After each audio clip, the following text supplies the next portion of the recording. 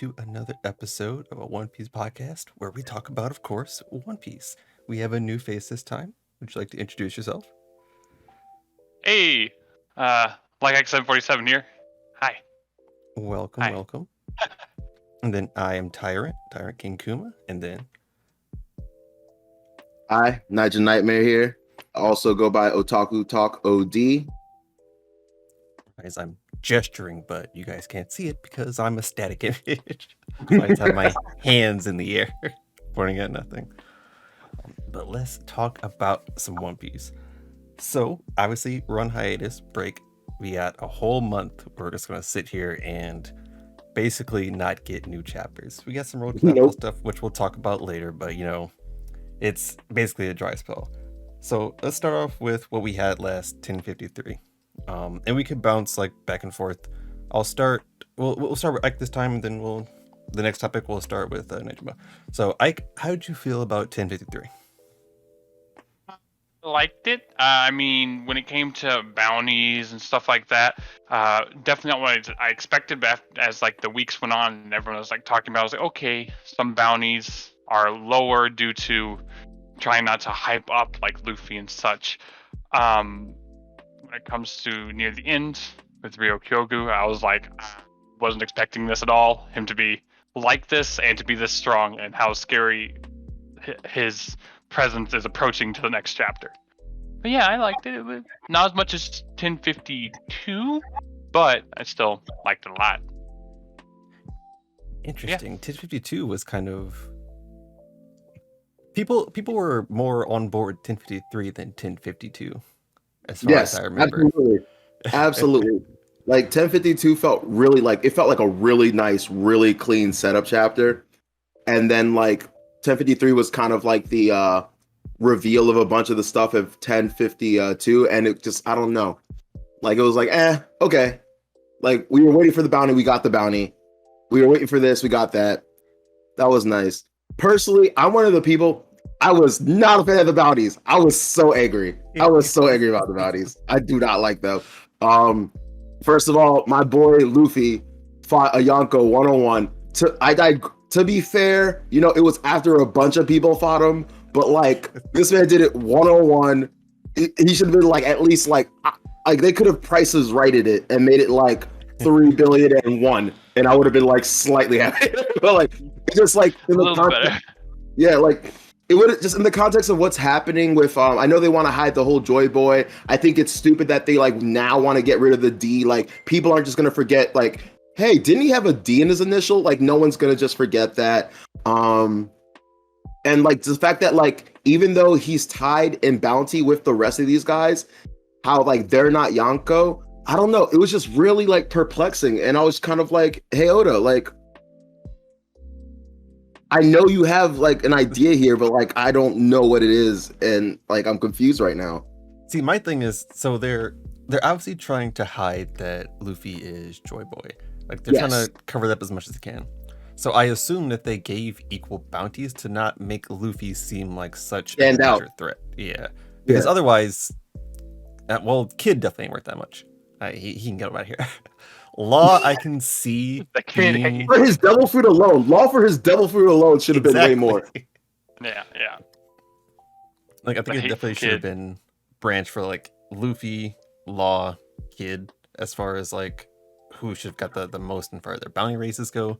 I can see why they're trying to equalize it, because basically they screwed up. They did the whole what they were trying to do with Gold Roger. They kind of failed with Luffy for some odd reason. Yeah, they're not his equals, and by any measure, they're not. Yeah, they're not. Yeah, they don't work out.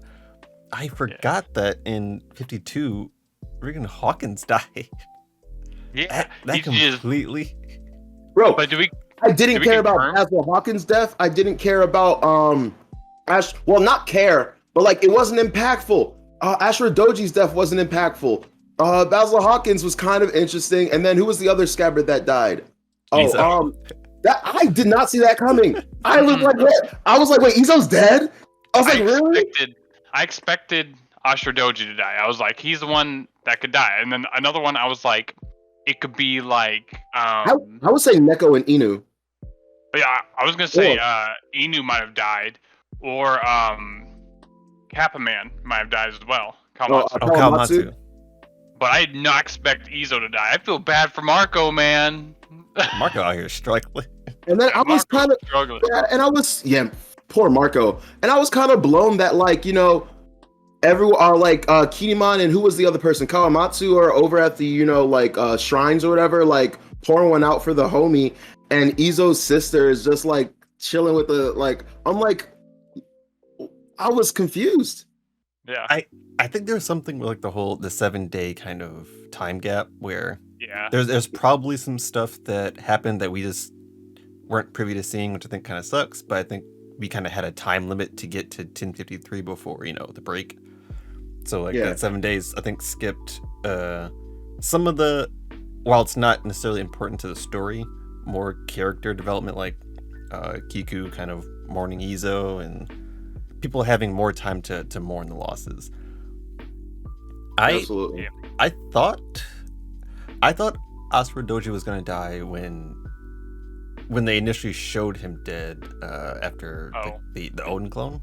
I was like, it makes sense for him to get rid of him. I didn't think that was all that was gonna kill him. I thought he was gonna show up one more time and then something. Yeah, bro. It's just really hard to know what can kill people, what can't, and I don't know. You cannot deny no matter how much you love Oda, you cannot deny that bruh, the last whatever portion of Wano rushed. It went from being a drag to I think he just there's so many ideas, and I think he has so much on his plate. Yeah. That it was kind of like, okay, we have to get to a place so we can focus on the rest of the story. Yeah. Absolutely, I agree. I concur. The whole 3 deaths was insane because lots of people were like, is there no backlash to Wano? There's no consequences or anything like that, and everyone's like, well, people don't really die in Shillings and whatever. And then 1052 came out and it was bam, bam, bam, 3 people dead immediately. But that meant nothing to me. Simply them dying didn't mean anything to me. Usually when Oda does death, he does it really good. And it was just kind of oh yeah, by the way, these guys died. When I was what, really? I had to go back to the chapters and Asura Doji at the time, I didn't think he died, but after rereading, I was okay, it makes sense because you literally see in the following panels, the Scabbards livid, they're freaking out. And I just thought it was a matter of oh, it's because he got injured, but nah, they were livid because this man is gone. Yeah, so that made sense. Izo, I had no clue. I thought he was just out for the fight. I thought they traded gun blows. He took a regular Shigan or whatever. He shot the other dude. I thought they were just gonna be passed out until the end of the war. That's what I thought happened there. And then who was the third? Hawkins. Yeah. Hawkins, the 1% man. We talked about this last time. I do not like Hawkins. I've hated him. I thought he's a crappy character, crappy power. I hate people like that, who just rely on fate or whatever. You're so lame. So I was whatever, good. Get out of here. Get out of the story. We didn't want you. Did they confirm that he was dead? Because it was he passed out. He said he was 1%. It's my headcanon. I want him to be dead, so therefore he is. Yeah, I think basically that's the thing with One Piece is that when they kind of give us these deaths, we've been trained almost to not believe it until it's spoken, the true word, dead. So that's kind of the thing with Asura Doji is that he very well could have died in that scene that we saw, but everyone was all right, he's fine, he'll be back later. He's fine. Yeah. He's good. Yeah. And then she's nah, man was later. Man was charcoal. Yeah. But I completely forgot that. I guess even though we're talking about 1053 kind of in there, a lot of stuff kind of builds up to what we got in 1053. But back to 1053, how do we feel about Pluton? How do we feel about the ancient weapon, which we thought was in Alabaster for so long?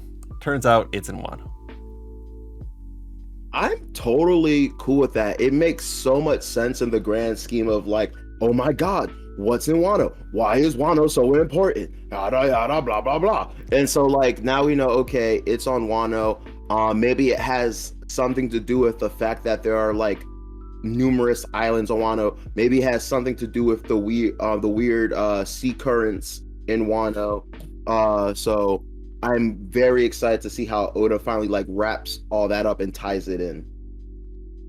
I want to know, where is it? Where is Pluton? Under I thought it was a Onigashima? ship. We thought it was a ship, right? We thought that Frankie had the blueprints, right? So like, if it's like an island or something, that's really interesting. Yeah, or is it in the mountain that was mentioned once and never talked about ever again? Based off of Exactly. Mount Fuji. Is it under there? Exactly. And then what was the other thing? Oh, is that what they're calling it now? What were you talking about? Onigashima? Oh yeah, Or the Marco fuck said that- that. Yeah. Oh yeah. So yeah, there's a lot to be like had here. There's a lot to like question and think about here. So See, I think because we haven't, I don't know. I'm still hanging on to the idea that we have more from Kaido. And I feel like Kaido found it. I feel like that's why we haven't seen him in 7 days, because he got shot underground, and I would feel like Pluton's gonna be underground, because where else is it gonna be? So like, if essentially a large portion of the underground is blown out through the volcano, could it have opened up a way to Pluton? Could he find Pluton and, dip? Because otherwise, Bail that out, yeah. what do we do with Kaido? If Kaido gets back up and he's like, all right, I want Wano back, he's taking Wano back. We saw that they having a hard time stopping. We're gonna do a whole section. We're gonna do a whole section on Kaido, right? Yes. Okay, I'm gonna save some stuff because I have some really big qualms with Wano right now and Kaido and like a bunch of stuff. So I'll wait till we get to that. I figured we had like a Kaido but section. I can tell that you are of the opinion that Kaido and Big Mom are still alive. Yes. I am also of that opinion. What about you, Ike? Yeah, I mean, they gotta be, right? Like, they can't just be dead. Like, there's things that they need to finish that are still hanging. They need to be there and alive for those things to happen. Do you think Big Mom is still at a point in the story where she's going to make it to Elbaf so we get that resolution? Yep. I think she's relatively unaffected by. You don't think there's gonna be issues with bloat, like Big Mom bloat? I mean, honestly, I like Big Mom as a character. I like when she shows up. I think some of her elements could be done better, but I actually enjoy when she shows up. So like, I don't have a problem with it. I know she's a bit more decisive as far as, how many arcs she's been in, how she kind of tends to be repetitive. So, it is what it is. I'm one of the people that could have done without her this arc, but I think the issue is what does Law and Kid do? Yeah. Pretty much.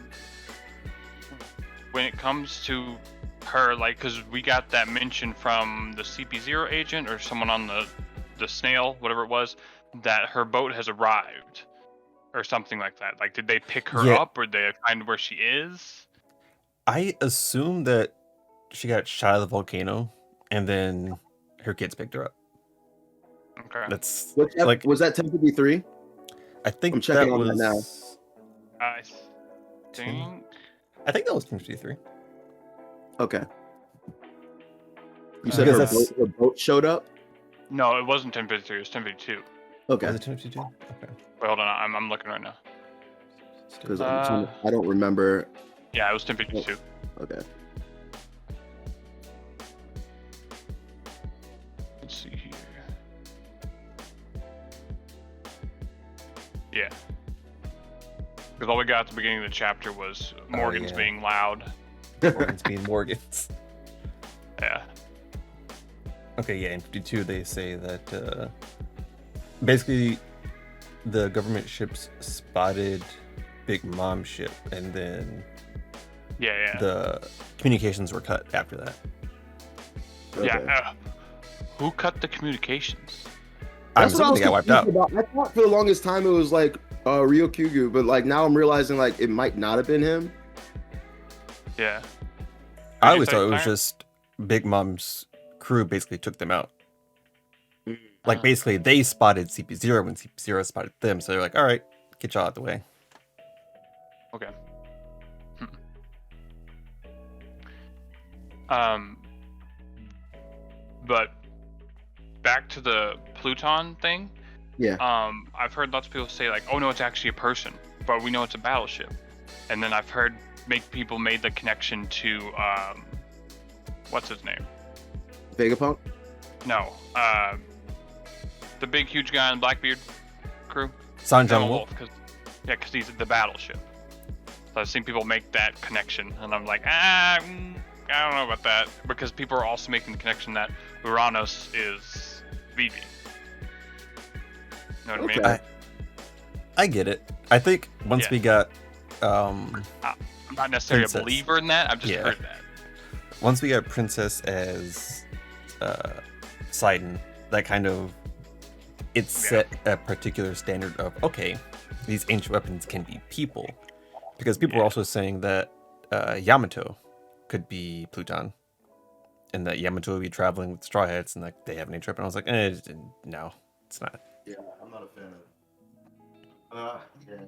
When we start getting like over complicated like that, I'm just not the biggest fan of. But I would love to see Yamato join, but I would like to see her join as herself, not an Odin clone. I would also like to see that. I think it would be cool if Yamato goes to like join, but with the entire like Odin facade, like I'm Odin, I want to join your crew, and Luffy's like, no, I want Yamato to join. I want that. That's what I want too. Yeah. I think a big chunk of the community is of that desire as well. Yeah, like I don't want Odin. I want Yamato. So you're Yamato. I'm gonna call you Yamato. Exactly. That's what Luffy's gonna do. Because I want Yamato to kind of be Yamato. I don't want like the Odin like psyche.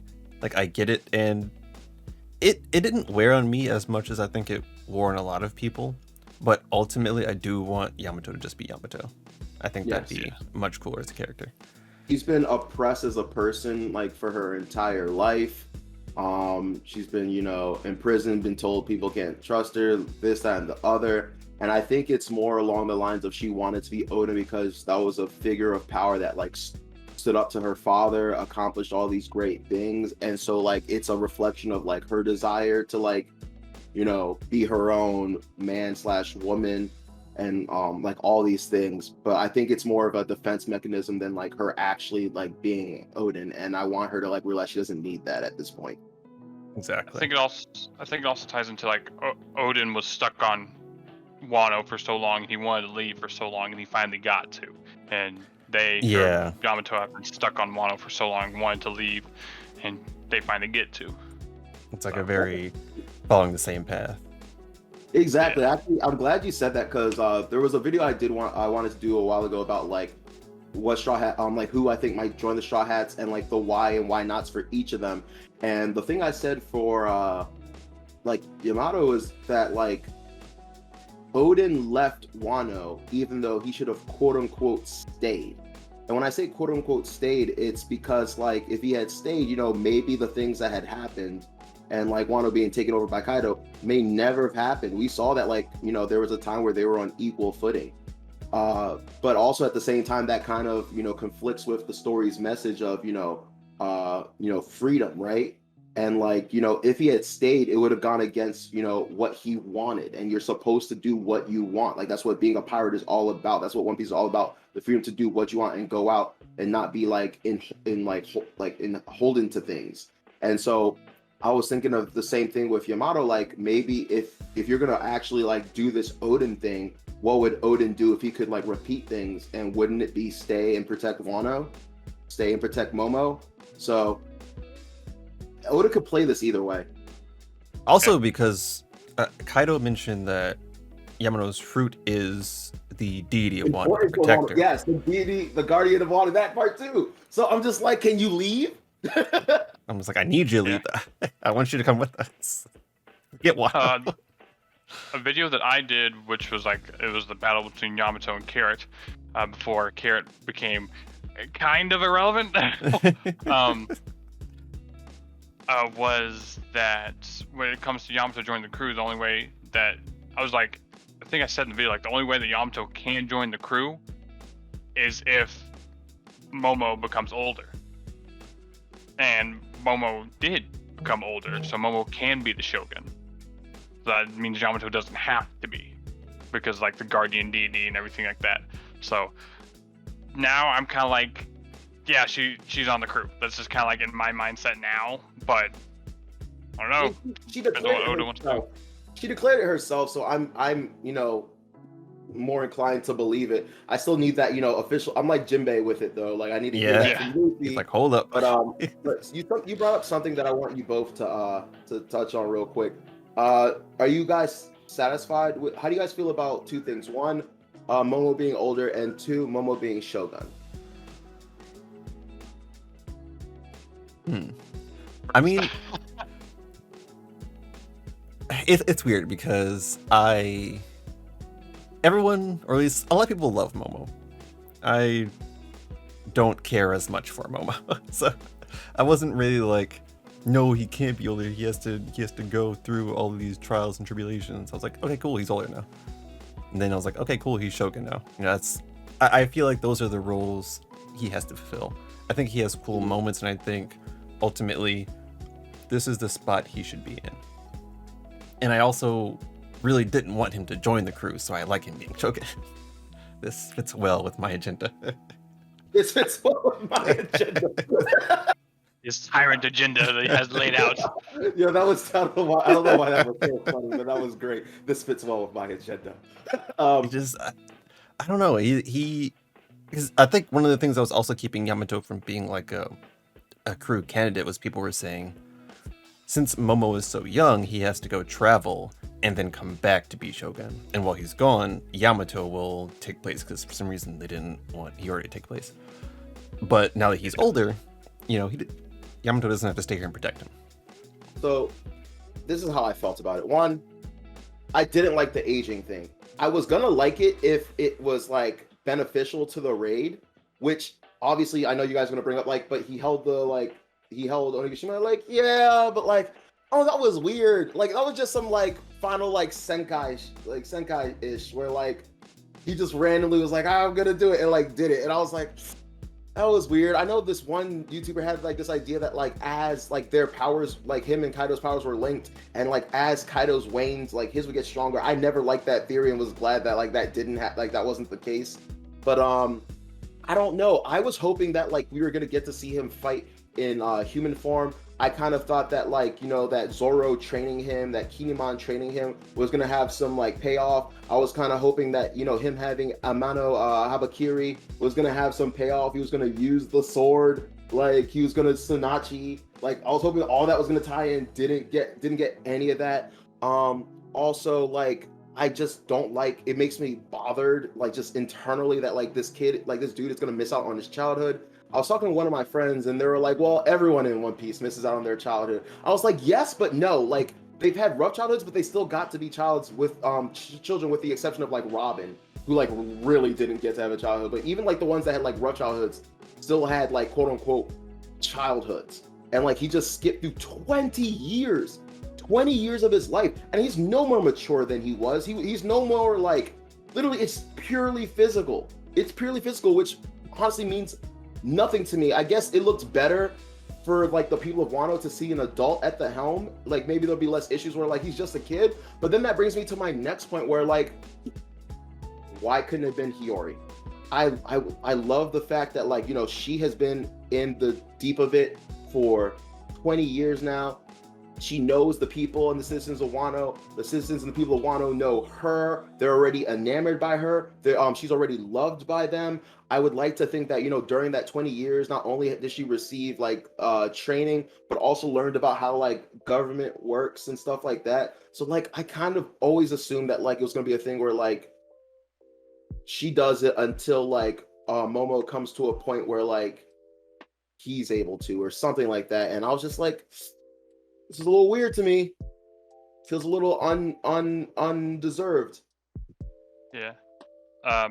When it came to Momo, and when he changed ages and everyone was like, well, what does he look like? What does he look like? What does he look like? Is he gonna look exactly like Odin?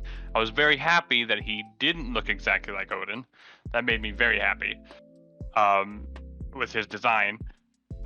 When it came to him aging up, I mean, like, I was like, something needed to happen. I don't know what was gonna happen, but something needed to happen, and I guess this canonically, or not canonically, but like with the powers that are there makes sense, I guess. Yeah.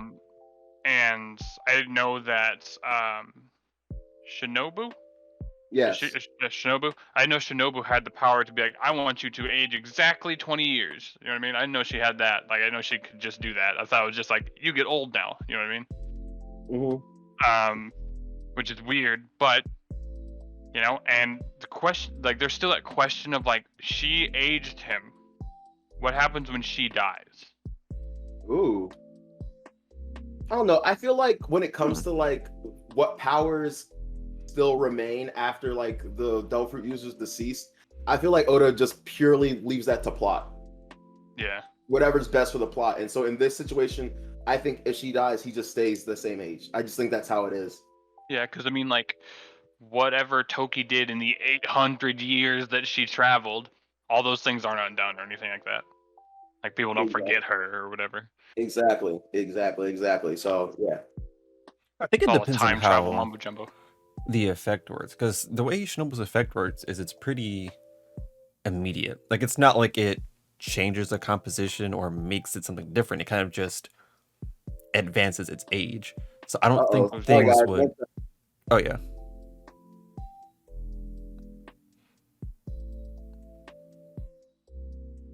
Y'all can keep talking. I'm gonna pause. I get my roommate set off the fire alarm. Keep going. I was gonna say, it seems like the regression. I don't think there would be a regression to her fruit, because I think certain things don't. They don't affect like real world elements. Like, say Luffy changes something to rubber, I feel like at some point it's gonna go back to being normal. Whereas if she ages something, that thing is just aged, whether she's in play or not. Okay. Okay. It feels really weird because I don't think there's like an exact line of how that works, but yeah, because when you talk like that, it's like, you know, if Kid magnetizes two things together, he dies, those things just go boop and become unmagnetized, right? yeah. But like Law splits someone in half, like with Kinemon. Split someone in half. One part is taken to Wano, the other part is taken to Punk Hazard. When Law dies, What you know what I mean? Like, yeah, like you just piece back together. Yeah. So yeah, just to like add on to that, like, and it just makes sense based on the context of the power. Like, for example, if Shinobu like ages a fruit to the point of rotting, or wood to a point of rotting, it's not like she's gonna die and it's gonna magically like the fruit reappears. You know what I mean? Yeah. One thing about Momo that I was actually really happy with is that he wasn't a fighter. I desperately wanted him to basically be aged up, but still have the abilities of an 8-year-old. Like, I didn't want him to roll up and start, swinging a sword and taking out buildings. I didn't want his dragon form to have like all of Kaido's powers. I wanted him to basically You didn't want him to be a Mary Lou, or a Harry Lou, or whatever it is. Whatever the male version is. Yeah. I was like, nah, I need you to. I like the fact that you still don't have the ability to do things. Like, you didn't just get an age up and then all of a sudden all of your powers increased tenfold. Yeah. Like, you still struggle. Hyperbolic time chamber. Yeah, like that. I think that would have been more off-putting. And wanted him. Sorry, go ahead. Finish it. I was just gonna say, for the, because I mentioned it like in a few videos. I really wanted him to do something other than flame clouds to land Onigashima. I was really hoping he would pull something else out. I think ultimately it was going to end up that way anyway, but I was like, this new thing. Give me something new. So in terms of what you're saying, I totally agree. I didn't want him to immediately I'm not gonna lie, there was a part of me that thought maybe like the power would be, it would extrapolate all his training to replicate like if he trained like this for 20 years. And then kind of like gone from Hunter X. Oh god, OP. But I thought it could go that direction, but what I really wanted was I didn't want him to be like OP or anything, but I did want him to be able to hold his ground and do some things. And I think the perfect application of that would to either be the one to defeat Orochi or at least get one of his heads.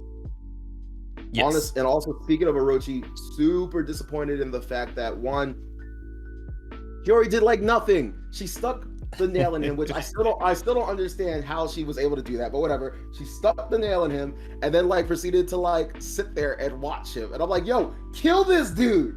Kill this dude. This is your chance. What are you doing? Like, you have been like his like sex slave, probably. Like, this is a shonen, but we can read between the lines. You've probably been like his sex slave and like done other things. And like this is your like the guy that like killed your father, that is responsible for like your people suffering, all this and that and the other is right here, and like all you did was sing. I fuck with the fact that you sung. I love that, but like I need more from you. Like, this is 20 years of like, this is 20 years coming. Also, I'm kind of sad that there was no resolution but I can't say that yet because Wano isn't over yet. But like, I'm kind of sad that there was no like whole like moral quandary about the Kazuki clan, right? I mean, yeah, I think we still have a bit more of Wano for that, but because like, I guess when are we gonna address that it was effed up what they did? Oh no, sorry, not the Kazumi, the Korazumi, Orochi Korazumi, right? Yeah. Yes, Yeah, not Kazuki, Korazumi. Like, when are we gonna acknowledge that what they did was messed up? The samurai were messed up. They were messed up first. Yeah, but I mean, who's gonna pay that price now? Like, Exactly. ultimately, taking it out on the rest of Wano doesn't really seem fair, and Orochi's a scumbag anyway, so Orochi and Kanjuro are scumbags. Yeah. It would be rehashing the whole like Doflamingo versus Corazon thing. Yeah. Like, just because you went through similar experiences, you still choose like how you like handle them. Yeah. When it comes to the 8, or when whoever gave the final blow on Orochi throughout Wano, I was like, who's gonna do it? Who's gonna do it? Is it gonna be Zoro because he promised Hiyori? Is it going to be Momonosuke because Momonosuke? Is it going to be Hiyori because Hiyori? And then I also thought, is it gonna be Denjiro or Kiyoshiro? Yeah. And it ended up being him, and I was okay with it. Yeah. I was like, yeah, he also has been suffering for 20 years. He contorted his face because of Orochi. So Yeah, it was a really nice parallel because you have like, he was essentially Orochi's lapdog at the beginning. Yeah. And so he was cutting down Hiyori, and then it kind of comes full circle when he's cutting down Orochi instead of Hiyori this time. But I was just like, because Denjiro was gone for like months, like chapters and chapters, and Denjiro just wasn't there. And I was like, I assume he's gonna show up for like some big thing, but like, is he just running around the castle right now, just trying to find Orochi? Like, where's he at? Yeah. Where's he doing? Just running around.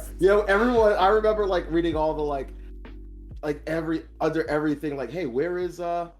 Where's Denjiro? Where's Denjiro? So it was like finally like I'm glad everyone that was asking got to like got to see it. It's like, at least he came in and did something, because like he was gone for a while. Kawamatsu vanished for a bit and eventually like showed back up in the open dome with Marco and all of them. Like, the Scabbards would just kind of disappear sometimes and then reappear in different elements. Wasn't Kawamatsu the one who got like the short end of the stick when it came to doing cool things? Yeah. Did he do anything cool? I liked him a lot too. Like, especially his introduction. Yeah, because we got Kinemon, who does Kinemon things. We have Kanjuro, who obviously betrayer. We had Denjiro with all of his stuff and then killing Orochi. We had Astra Doji, who was fighting the fake Odin and his life. And then we have Izo, who did all his stuff. Kiku with her anger towards I just said his name, whatever. Betrayer Man. Kanjuro? And then Kanjuro, yeah. Betrayer and then we have Kawamatsu. And did I forget someone? Ino Neko. Yeah. Fought Jack and then fought the man who killed Pedro. They got their stuff. What would Kawamatsu do? Raizo got his giant water thing. Oh yeah, he had the Yeah. water scroll. Which, The burst. I'm not gonna lie, was cool, but also Zunisha was literally right there. Yeah, Zunisha could just wash it down. Yeah. Literally, he could have done the same, or he could have done the same thing. So like, I feel like I'm so angry because I've never been this critical of Oda before in my life. like, That is so but- weird. What did Kawamatsu do? Like, what did he do? he's not one of the ones that got a slash on Orochi. He did. Okay, But- He did. There were but that's six well, other. that's the extent of it, right? Yeah. Yeah. Like it wasn't Yeah, even the that's final rough. hit. It was just a passing by. That's why I thought he was gonna be the one who was gonna die. So I was like, oh, Kawamatsu's the other one who's gonna die. He's Or just like, you know. dead in a corner That somewhere. would be so we that would haven't be seen a him. rough death, especially for Hiyori, seeing as to how like he did a big part of her upbringing up until what's his name then Jiro took over. Yeah. Yeah, he really didn't do anything. Yep. Which is kind of sad because I think he had one of the coolest attacks on Kaido with his like crescent moon slash. That's like in a circle, and that goes down Kaido's Yeah. mouth. That was clean. I was tough. like, hey, That was Kawamatsu. tough. That was super tough. Yeah, that's rough. That's a good point. Damn, I never thought about that. But you have to think about it. What didn't someone say like he originally had like 4 scabbards or something? Yeah, he originally it was a low number. I think that was in one of the. Yeah. Yeah, like yeah, he was originally Oda a low originally number. had 4 scabbards, and then somehow it ended up being the. I think Yeah, usually yeah. the editors tend to butt in one way or another. It's really hard to make you. It's really hard to make you care about everyone, and then to somehow find a way for everyone to do something. And then on top of that, it's not just about the scabbards. We have like all the other peripheral like pirates. Like we have the law pirates, the kid pirates. Like everyone needs to be able to do something. We had the other Shichibukai in like Basil Hawkins and Right. like yeah. So like there were a lot of moving pieces. There were so many moving pieces. It's hard. Like it's hard. I don't think maybe I couldn't have done like it's hard to like critique him because you realize how hard it was for him to do everything he did. I mean, when it came to Drake, I was like, I don't know what's gonna happen because we all know that Drake. We knew by that point, right? That Drake was already part of Sword before we got like the 6 flying captains introduction. Yeah. 'Cause we were- Did we? I think we had No, like a. no, because he was like he tells me. Don't we find out during We find out. official- He's during- talking to Kobe, right? Yeah, we find out during 956. When we get introduced He's to talking the- to Kobe. Yo, don't tell me you really just pulled that out your head. Oh, those are the legendary chapters. 956, 957. Wow. Incredible. We So find much out about respect. Sword in 956, and then we get the bounties in 957. So much respect for you right there. I can't do that worth a damn. I don't know like what chapter like I know when things happen. I don't know the specific chapter. That's incredible. When did the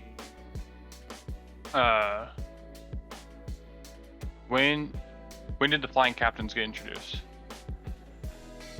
Oh, right here. What chapter is this? Chapter. I don't know what chapter it is. 978 apparently. 978. They introduced And we- 978? That's interesting. So I thought we would have seen the Tobiropo. I mean, we saw page 1 in just page 1. We saw page, but I thought we right? would see Drake talking about Queen before that, or was it after? Were we just following Drake around for a while? Yeah, nice. I guess so. I think it was happening when we learned that the Shishibukai was abolished, right? Or no. Yeah. 978 page 16, 17. Is Okay. like it's not when we it's when we get to first actually see them all together, but I'm sure they were like reference. Well, we were there. Are you talking about when they're first referenced or when we first actually like see We them? actually And, like, see him. like all 6 of them stand. Oh, sit there. you get the whole panel of them. Okay. Yeah. But I was wondering what is Drake gonna do? Because like he's part of the Marines. Is he gonna like fight for Kaido even though he knows that he's just a secret agent or whatever? And in my mind, I was like, he's gonna join Luffy. Like before any of this happened, I was like, I know he's gonna join Luffy. But lots of people were like, what is he gonna do? I was like, he's gonna join Luffy. That's what's gonna happen, and it did happen. But I was just confused on what was gonna happen with him. And then Basil, Hawkins, and Apu, I was like, what are y'all doing? Because I know y'all aren't super loyal to Kaido. What are y'all doing? Who just be out here? Yeah, Apu just be doing whatever. And we all knew, like, sad. I want to know so much more about the Toby. I just feel like all the things we usually get from Oda, we didn't get. Like, we didn't get to flesh out like the Toby rival. Like I'm so curious in like who Black Maria is. Like out of all of them, like she's the one that like I'm most interested in. Like we know nothing about her, man, and like we know she's smart enough to manipulate like devil fruit abilities. Like what? Like I want to know more about that. Where do you get these horns from? Like why are you? Yeah, that's dope. I'm frustrated. Ulti got her shine, and so the rest of them, they're like I was the kids of who? Who are they secretly? We don't know who their actual father is, right? right. Kaido found them basically in like I don't know if he adopted them, but he basically made them part of his crew. Yeah. With Ulti and Page 1, I was like, they're going to fight Straw Hats. I know they are. And we found out it was Nami and Usopp, and I was like, okay, how are we going to do this? Because Nami and Usopp cannot beat them. We're not. That's the neat part. We're not. Yeah. Yeah. It was all just Big Mom going, whoa! Basically. No, Ulti was running a gauntlet. She fought hoping- Luffy, Yamato, Big Mom. Yeah, And still got back up to attack Nami again. I'm hoping him right now. I'm hoping that like maybe Odo just wants to save, Nami and Usopp having like a big fight for Elbaf. That's my like cope. That's my cope right now because this wasn't it. I think it makes sense for Usopp to have a big fight in Elbaf. In Elbaf, absolutely. Yeah. Nami, not so much, but I mean, I don't know. I never put Nami on that scale because she isn't really a fighter. Oh, she's she's about not. strategy. She's like tactical. Technically, neither is Usopp. Like, I know sniper sounds like, but like they're supposed to be like kind of covert, kind of like like support. Like a sniper is always supposed to be like they're giving you cover. support. Yeah. Yeah, exactly. Um, Still, like, let's get it. Like, I wanted like we haven't had something like Endless Lobby in so long. The closest we got was what was it? Fishman Island? Kind of, not really. Which one was it? Yeah, we Honestly, had, I like, would say it was Wano that was the closest to Endless Lobby. Where as far as like there's the structured fighting tiers, Yeah, everyone kind of here, has a here. set fight. My point, the reason I said Endless Lobby is like every single Straw Hat got like a major fight that didn't happen in Wano. Okay, I don't think they've all Usopp gotten didn't get a anything. fight. Did Usopp get a fight? In Endless Lobby. Now he kind of Yeah, bounced around. Yeah, he was just Zoro's sword for a little while. He got bounced around, but also technically Usopp wasn't a part of Endless Lobby, if you know what I mean. Yeah. Yeah. Oh yeah, Usopp wasn't there. It was Sogeking King. Yeah. Yeah, Sogeking King was there. Exactly. But when it comes to Usopp fighting, I'm just like, what's a good matchup for Usopp? Like, there's only one person I'm like, that's who Usopp's fighting, and that's gonna be a cool fight, and that's Van Augur. Like, they're gonna be like freaking super far away from each other, shooting each other from those directions. I'm just like, that's gonna be an intense fight. But anything else, I'm like, is he gonna fight his dad? You know what I mean? Do you think he'll actually swing like a something ton hammer? Like Usopp's kind of swole now, man. He is Usopp- kind of swole now. That's true. Usopp's kind of swole, man, and I'm sure one of those pop greens like might be like Majornia or something. He should have something like that. That would be actually kind of cool. Like that would be lit, bro. Like if he finally like, ah! Yeah. I wanna. Okay, go ahead. Sorry. I was gonna say, with Usopp and his pop greens and stuff like that, I wonder what's gonna happen when Ryokyogu shows up and starts, spearing people in the face, and he's like, "Hey, what are these seeds?" And Oh. like picks up some of Ryokyogu's seeds and puts them in his I bag. haven't thought about that for a second. also haven't thought about that. I haven't thought about that for a second. That is Oh, actually life-stealing that's plants. Like, terrifying. I'm just like gonna. like Magneto, like when Magneto shows up anywhere, like, oh look, metal. Yeah. Oh, Because I look. mean, That's um, interesting. yeah, I don't know if we want to move to Ryokyogu right now or not. We can. Also, one thing I want to bring up is because I want to do a video on this, and I want you guys' opinion. At some point during this, I want to talk about what are plot points that you feel were unresolved or left out, or like you were waiting for in Wano that you did not get. So, but let's move on to Ryukyu. I'm kind of, well, now I'm thinking about that the popcorn thing, because I'm wondering if it's a thing where he can only control. So most like 'cause I would assume he's, well, I guess no, he could be a Zoan. I would assume he's a Paramecia though, possibility of being a Zoan, but Yeah. generally you can only control what you create. So like having complete control over like all plant life, or having control over his plant life. It's like if Usopp uses pop greens, would he be able to control that? I think I'm pretty sure Ryokyogu's awakened, so controlling other plant life is definitely in the realm of Awakened. possibility. I always forget about Awakened. Speaking of Awakened, I want to talk about that too. We gotta talk about that too. And also with Ryokyogu, everyone was like, he's fighting Zoro because Isho's not fighting when it comes to the three fighting each other. Like, Akainu versus Luffy, Kizaru versus Sanji because of color, and then Ryokyogu versus Zoro because of green, and then he has a sword. But I saw something. What was it? I saw something that was like Sanji should fight Ryokyogu. What was it? Because they like to drink. Sorry, not drink. They like women, and it would be like fighting Zoro. Oh, okay. It was something to do with like the bowl or whatever. I forgot what it was. I had to look back up, but yeah. I do remember something about they both have a thing for women, and also it would be the like Zoro versus Sanji matchup that people want. So like, I heard something about that. I get where you're coming from, but then people were like, but also like Zoro could fight Ryukyu because one, he's a samurai, two, the green motif, and the drinking. Yeah.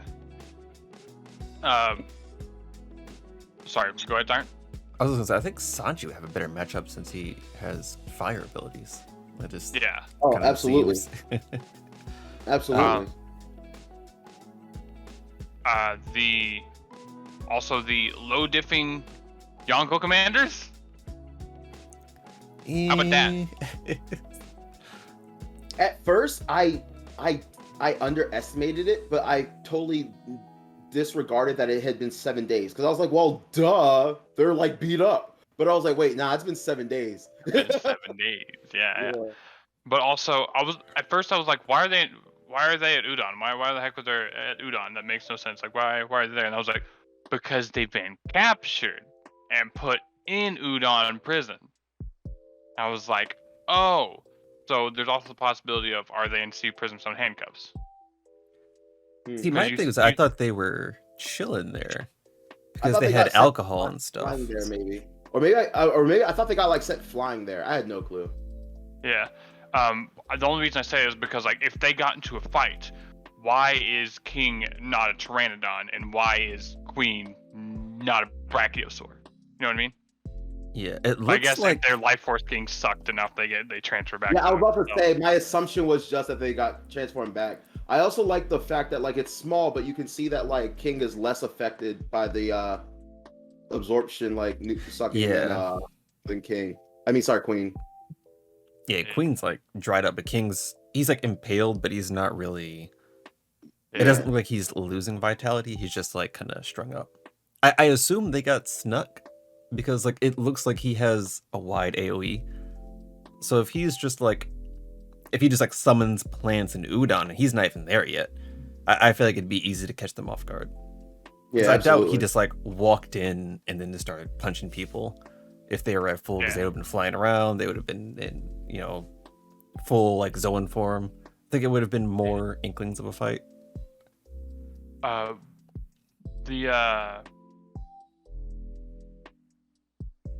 The personality of Ryokyoku, I did not expect at all. Right? Also didn't expect I did not expect He's him in to the be game. a Fanboy. yeah, the Kainu fanboy, yeah, Kainu Rody. Because when I first heard him in the 52, when he was like, "Oh, calm down, Sakazuki-san," or whatever, Yes. I was like, "Oh, he's gonna be chill and laid back and kind of like on the side of or it will make more sense now because we had Fujitora? Fujitora on the side of Aokiji, and we now have him on the side of Akainu. Makes sense now, but hearing his voice, I thought he was more on the side of like more lazy or more like, oh, it'll be fine, I'll do what I want kind of thing. I didn't know though. Yeah, that was interesting too. Yeah, that caught me by surprise too. Like, I had a bunch of people thinking that like, oh, he was gonna like reforest Wano and I thought it would make sense for him to be an ally to the Straw Hats too, because I think we kind of assumed that both him and Fujitora are from Wano. Yeah. So like, he kind of is actually reforcing it because you saw him walking. He was already like growing stuff as he was walking towards the flower capital. So, yeah, I mean, we saw that. Yeah, passively he's doing that. Yeah, which is crazy. I honestly felt like he initially reminded me a lot of Kizaru, where it's not necessarily that he's on a side, he's kind of just there. But this makes it seem a lot more like he's on Akainu's side. Yeah, it makes it to where like, great, so originally we had Akainu, Kizaru, and Kuzan. We had the lazy justice, the unpredictable justice, and the absolute justice. And then absolute justice moved to fleet admiral, and then Aokiji left. So we need a replacement for Aokiji and a replacement for Akainu. And that's what we got. Right. absolutely. Because Kizaru is still there. Have they given a name to Greenbull? I think, but Fujitora has blind justice, right? Like, I think we have fan names. I don't know if we have an official. Can someone confirm? What do you mean by name? Are you talking about like the justice names? Yeah, like they're forms of justice. Like, I think Isho has blind justice. I don't know if he has one yet. No, he hasn't gotten one yet because we don't. Okay. Yeah. I mean, I was feeling it might be like, you know, like sprouting justice or something. I don't know. Sprouting justice.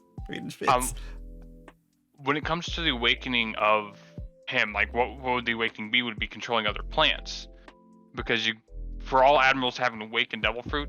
Oh, apparently it's thorough justice. I'm on the wiki. Oh, thorough justice. Oh, okay. Huh. So not absolute, but well, because absolute's Akainu's. Yeah. So because I guess for Ryokyoku, he's not all the way to absolute yet. He's just like, I want to make sure Akainu's happy. Ooh. Because he's still drinking beer and stuff like that. Exactly. But Akainu would never. Exactly.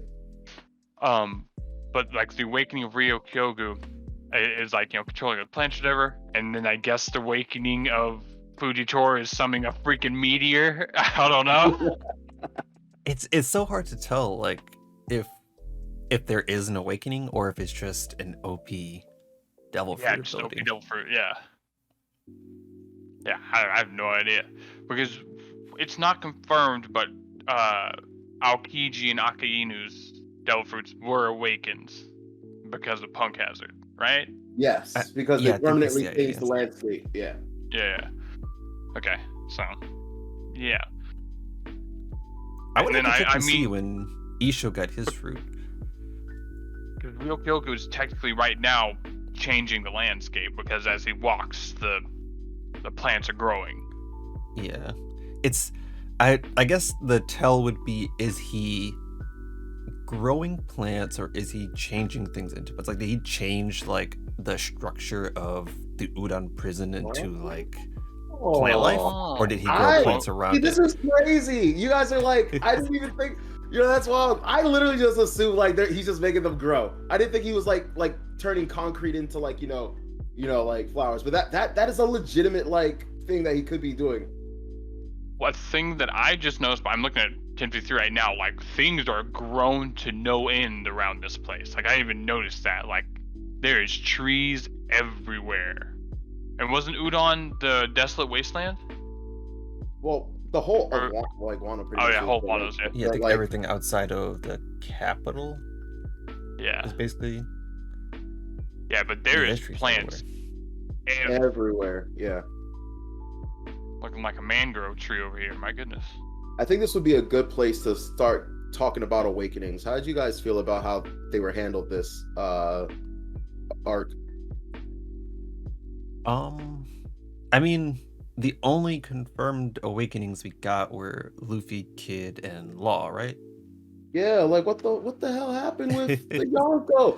And I just don't get like we all felt like there was a series of weeks where all YouTubers looked like idiots.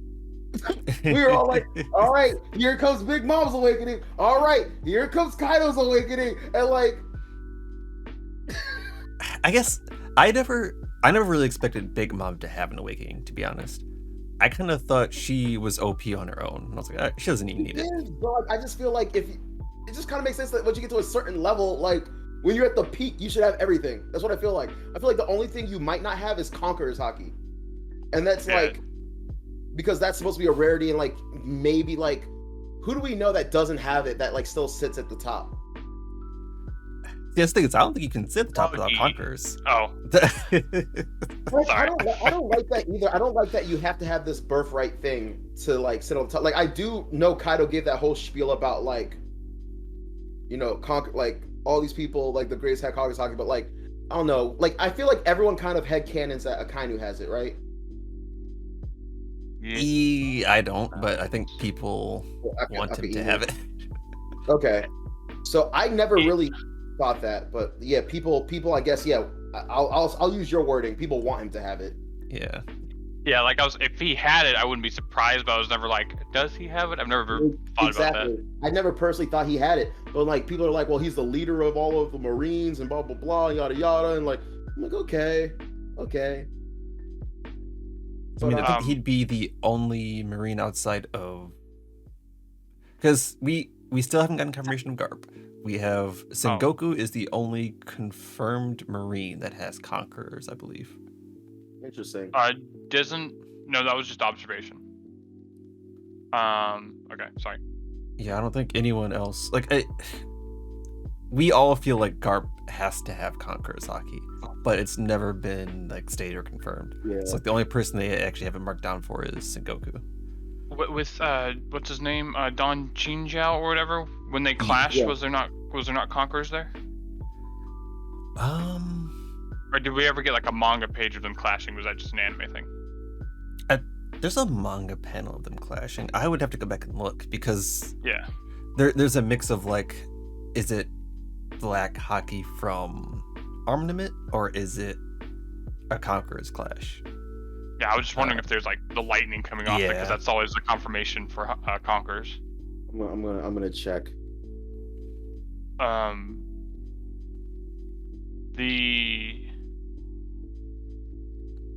What was the Awakenings? Yeah. Luffy's, obviously, no one expected whatever, like just cartoon fanatics. Yeah. Laws, I was like, interesting. I mean, interesting, weirdly interesting. I feel like with Laws, it's like, is that the awakening or is that just a different way to use your fruit? Like, you know what I mean? Yes. Like, I think it's so cool, but I'm like, how is this Eddie? Whatever, I'll take it. I was like, whatever, like, I'll take it. Like, I just get that my headcanon is that it just works either like internally or at like a molecular level or something. So like, I'm just running with that. Running with that. Kids was confusing because at first you were like wondering, is it the stupid like north-south assignment thing? And then like he did the railgun, which once again, I still don't think the railgun should be his awakening. I feel like that should like, but you know what? Whatever. I'm just hoping, like, I want him to become like, I just feel like if Magneto can use his powers the way he does in a universe like One Piece where stuff is broken, like you should be way better. I think. Oh, sorry. Yeah, go ahead. Go ahead.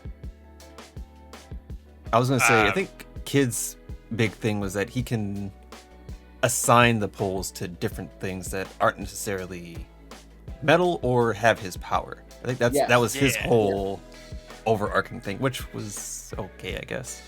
Exactly, right. Yeah. Okay, I guess that's how all of us felt. That's cool. Was the railgun his awakening? Because that makes sense. Because where did the thing like? Was there an energy blast that came out of the railgun, or was it actually like? So normally the way a railgun works is you're supposed to shoot a payload out of it, but there's no payload. It's just pure it looks like energy. It looks like an energy blast. And I wasn't sure also if that was his awakening or not, if both of those things are his awakening. I'm thinking maybe because, the way a railgun works is within that chamber, you have that repulsive force of north and south. So he made that thing put a north charge on one side, a south charge on the other, and it's fires it. So maybe it's a further application of his assign ability. Yeah, it's possible. I think basically he was just firing a concussive force at Big Mom. Like it wasn't a solid object. It was basically just pushing. Yeah, that's what I was saying about there was no payload. It was just straight Yeah, it was just we just had to make it look like energy just to make it be visible. Exactly, which was kind of confusing, but also rule of cool is one of I give that one the rule of cool pass. Yeah.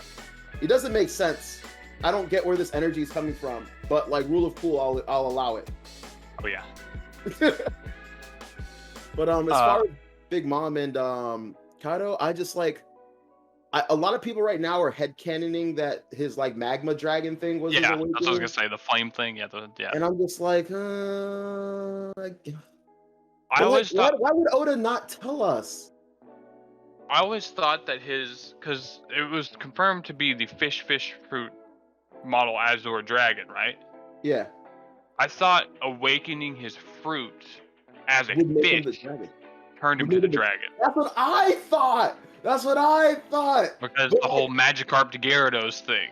But it's so confusing because Momo immediately just turns into a dragon, and then his dragon form has three transformations. So and then we see Luffy's, and Luffy doesn't get I'm so confused about Luffy's fruit breaks so many rules. The thing about the dragon that I've recently thought about was so when it comes to I think this was just in the last Road to Laugh-Tale. Actually, when it comes to his dragon fruit, it was very integral to God Valley. Mm-hmm. And with the whole God Valley thing, there's theories that that they ride dragons, or they used to ride dragons, or whatever. That's when Ryuma cut the dragon down, and Roxy Zebek came over there and just murdered all the dragons or something. I don't know, whatever. But when that happened and Kaido got that dragon fruit, the world nobles, the celestial dragons, were I want my dragon back. So Vegapunk started working on that dragon fruit, but he never took it from the fish fruit. He just took dragon and made dragon. So it wasn't directly from Kaido. It could be from the actual dragons that lived before. I don't know. Okay, that's interesting. It's definitely interesting. Did you guys see I thought this didn't get fleshed out more, but people were showing several panels of Kaido's hybrid form, and there were times where it had more scales, was bulkier, and had more horns than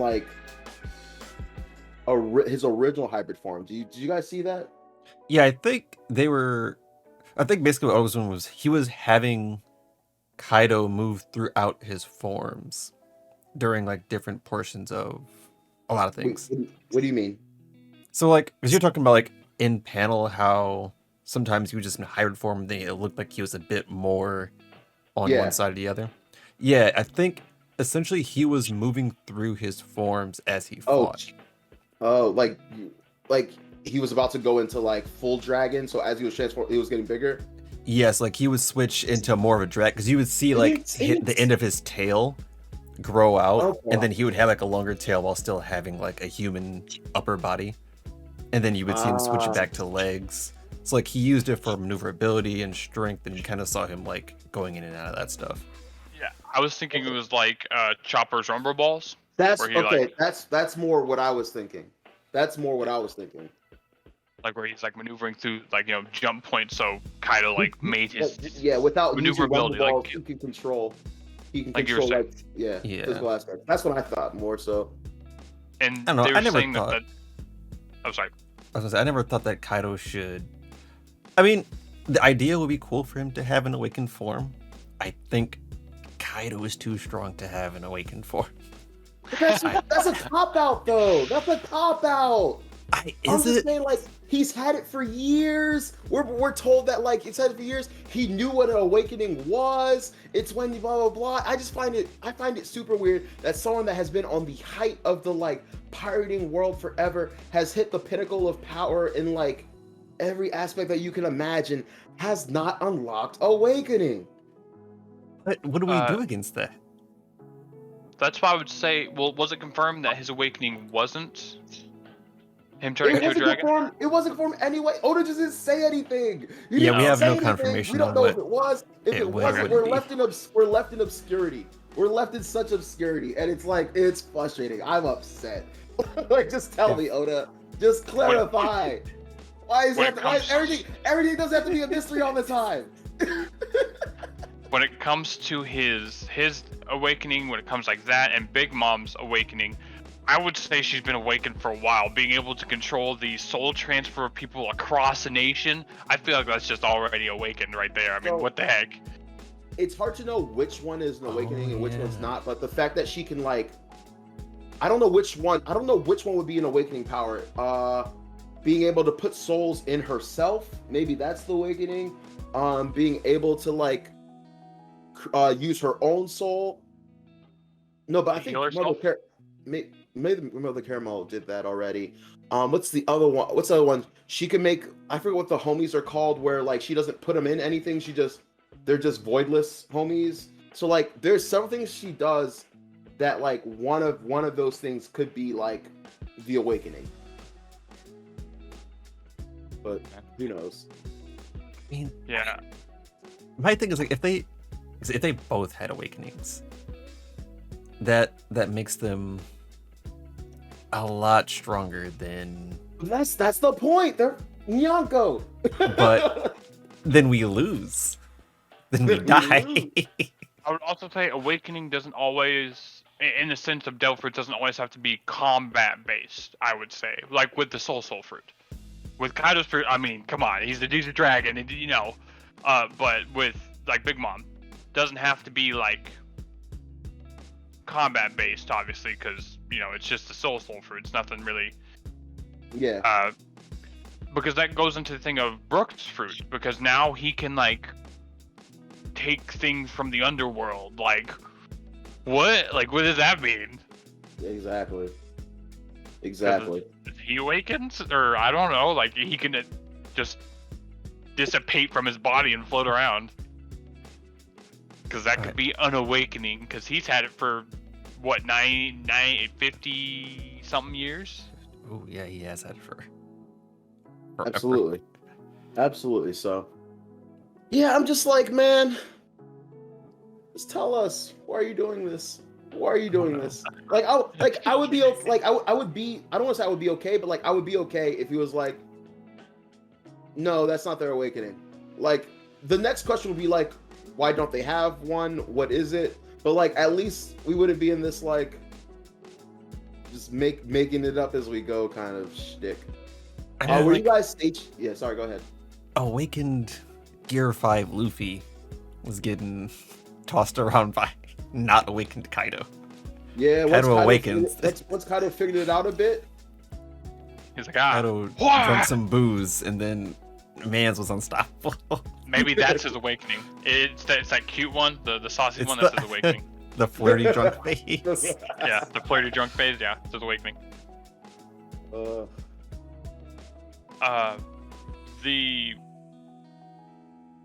I mean, it's a long awakening with lots of different aspects to it when it comes to Kaido becoming a dragon for his awakening. But it begs the question of like, fish fruit model Azure dragon. What are the other fish fruits? Can they swim? That doesn't make any sense. It's water. Yeah. I assume they can't. Yeah, I assume they can, but like, why would you want that fruit? I wonder if it gives you pseudo merman abilities, kind of like you would end up like Jack pretty much. No, that's legitimate. That's exactly what I think it would be. You would just be stuck underwater. Because we've seen, for example, with Luffy, he can still stretch underwater. Yeah. Or be stretched. Yeah. The things that it doesn't deactivate your fruit, it just makes you Yeah, it makes the user pretty much weak, no stamina. Yeah. But also, another thing about Awakening, especially when it comes to zones, is that one of the big things about an Awakened zone is that they're really durable. That's kind of like the Awakened zone thing, is that they... recovering. Yeah. So, I think as far as... I mean, Kaido fought half of the Alliance by himself. I'd say he's pretty durable. Oh my god, yeah. Mm-hmm. I would argue that, if anything, the Tobiropo, I think, if they were awakened, that wasn't shown. Outside of Ulti, because Ulti got hit with a Mazer Cannon and got back up. Bro, I was waiting forever. Oh, well, do you remember that, like, it missed, right? The Mazer Cannon? That thing went through her. No, so I remember reviewing this and freaking out because, like, I'm like, how is she still up? But then I went back to the chapter and it looks like it went through her because of her cape. But, like, it was one of those moments where it went, like, and, like, pierced through the cape. I'll double check while you guys are talking, but, like, yeah, I was kind of expecting a majority of the time for, what's her name to come back, for all the Tobiropo to get back up, because I was expecting a impel down moment where, like, Crocodile said, like, if you give them a long enough time, they'll, like, recover. Yeah. But those guys were awakened, right? Yes. The demon guards? Yeah, those were, like, forced awakened users. Yeah, forced awakened, yeah. And it was like, what, a koala? A minotaur. A minotaur, or like a cow. And then there's giraffe? I think it was giraffe or a zebra. Yeah, there's a zebra, yeah, the zebra. Okay. And something else. A rhino? Was it a rhino? Whatever. Somewhat remember a snotty rhino. Yeah. Snotty rhino, yeah. But yeah, when it comes to any of that, I did not expect it Who's Who to be awakened at all. He seemed too cocky to be awakened whatsoever. Page 1 is too much of a afterthought thrown around to be awakened. 14 or something. He's like just a kid pretty much. Yeah, Ulti, I mean, out of all the durability of all of them, Ulti's got the durability. Yeah. Sasaki, I mean, he's defensive in general. So, I mean, then we have Drake, who, if he was awakened, he better have thrown it out then. Come on. Yeah. And then Black Maria, I guess that was her hybrid form. Why is there a face on the spider? Yeah, her form. Well, Oda said that she used her own. I talked about that before. Yeah, I talked about that earlier. She used her own. She didn't like it because it made her look ugly, and he even drew a version of like what it would look like if if it was normal. But she basically did a Chopper Rumble-esque experiment. Because she found her transformation to be hideous. Yeah, because when I saw her, I thought Velma Green, the Vampire Queen, or the boss from Dark Souls, Quinala or whatever her name is, just lady on top of spider. Velma Green. So, Yeah. But yeah, when it comes is that's another one. Is Robin awakened? Is that devil thing? Is that awakening? I swear that's her goddamn awakening. I swear to God. It's like, I don't know, man. Oh, it's frustrating.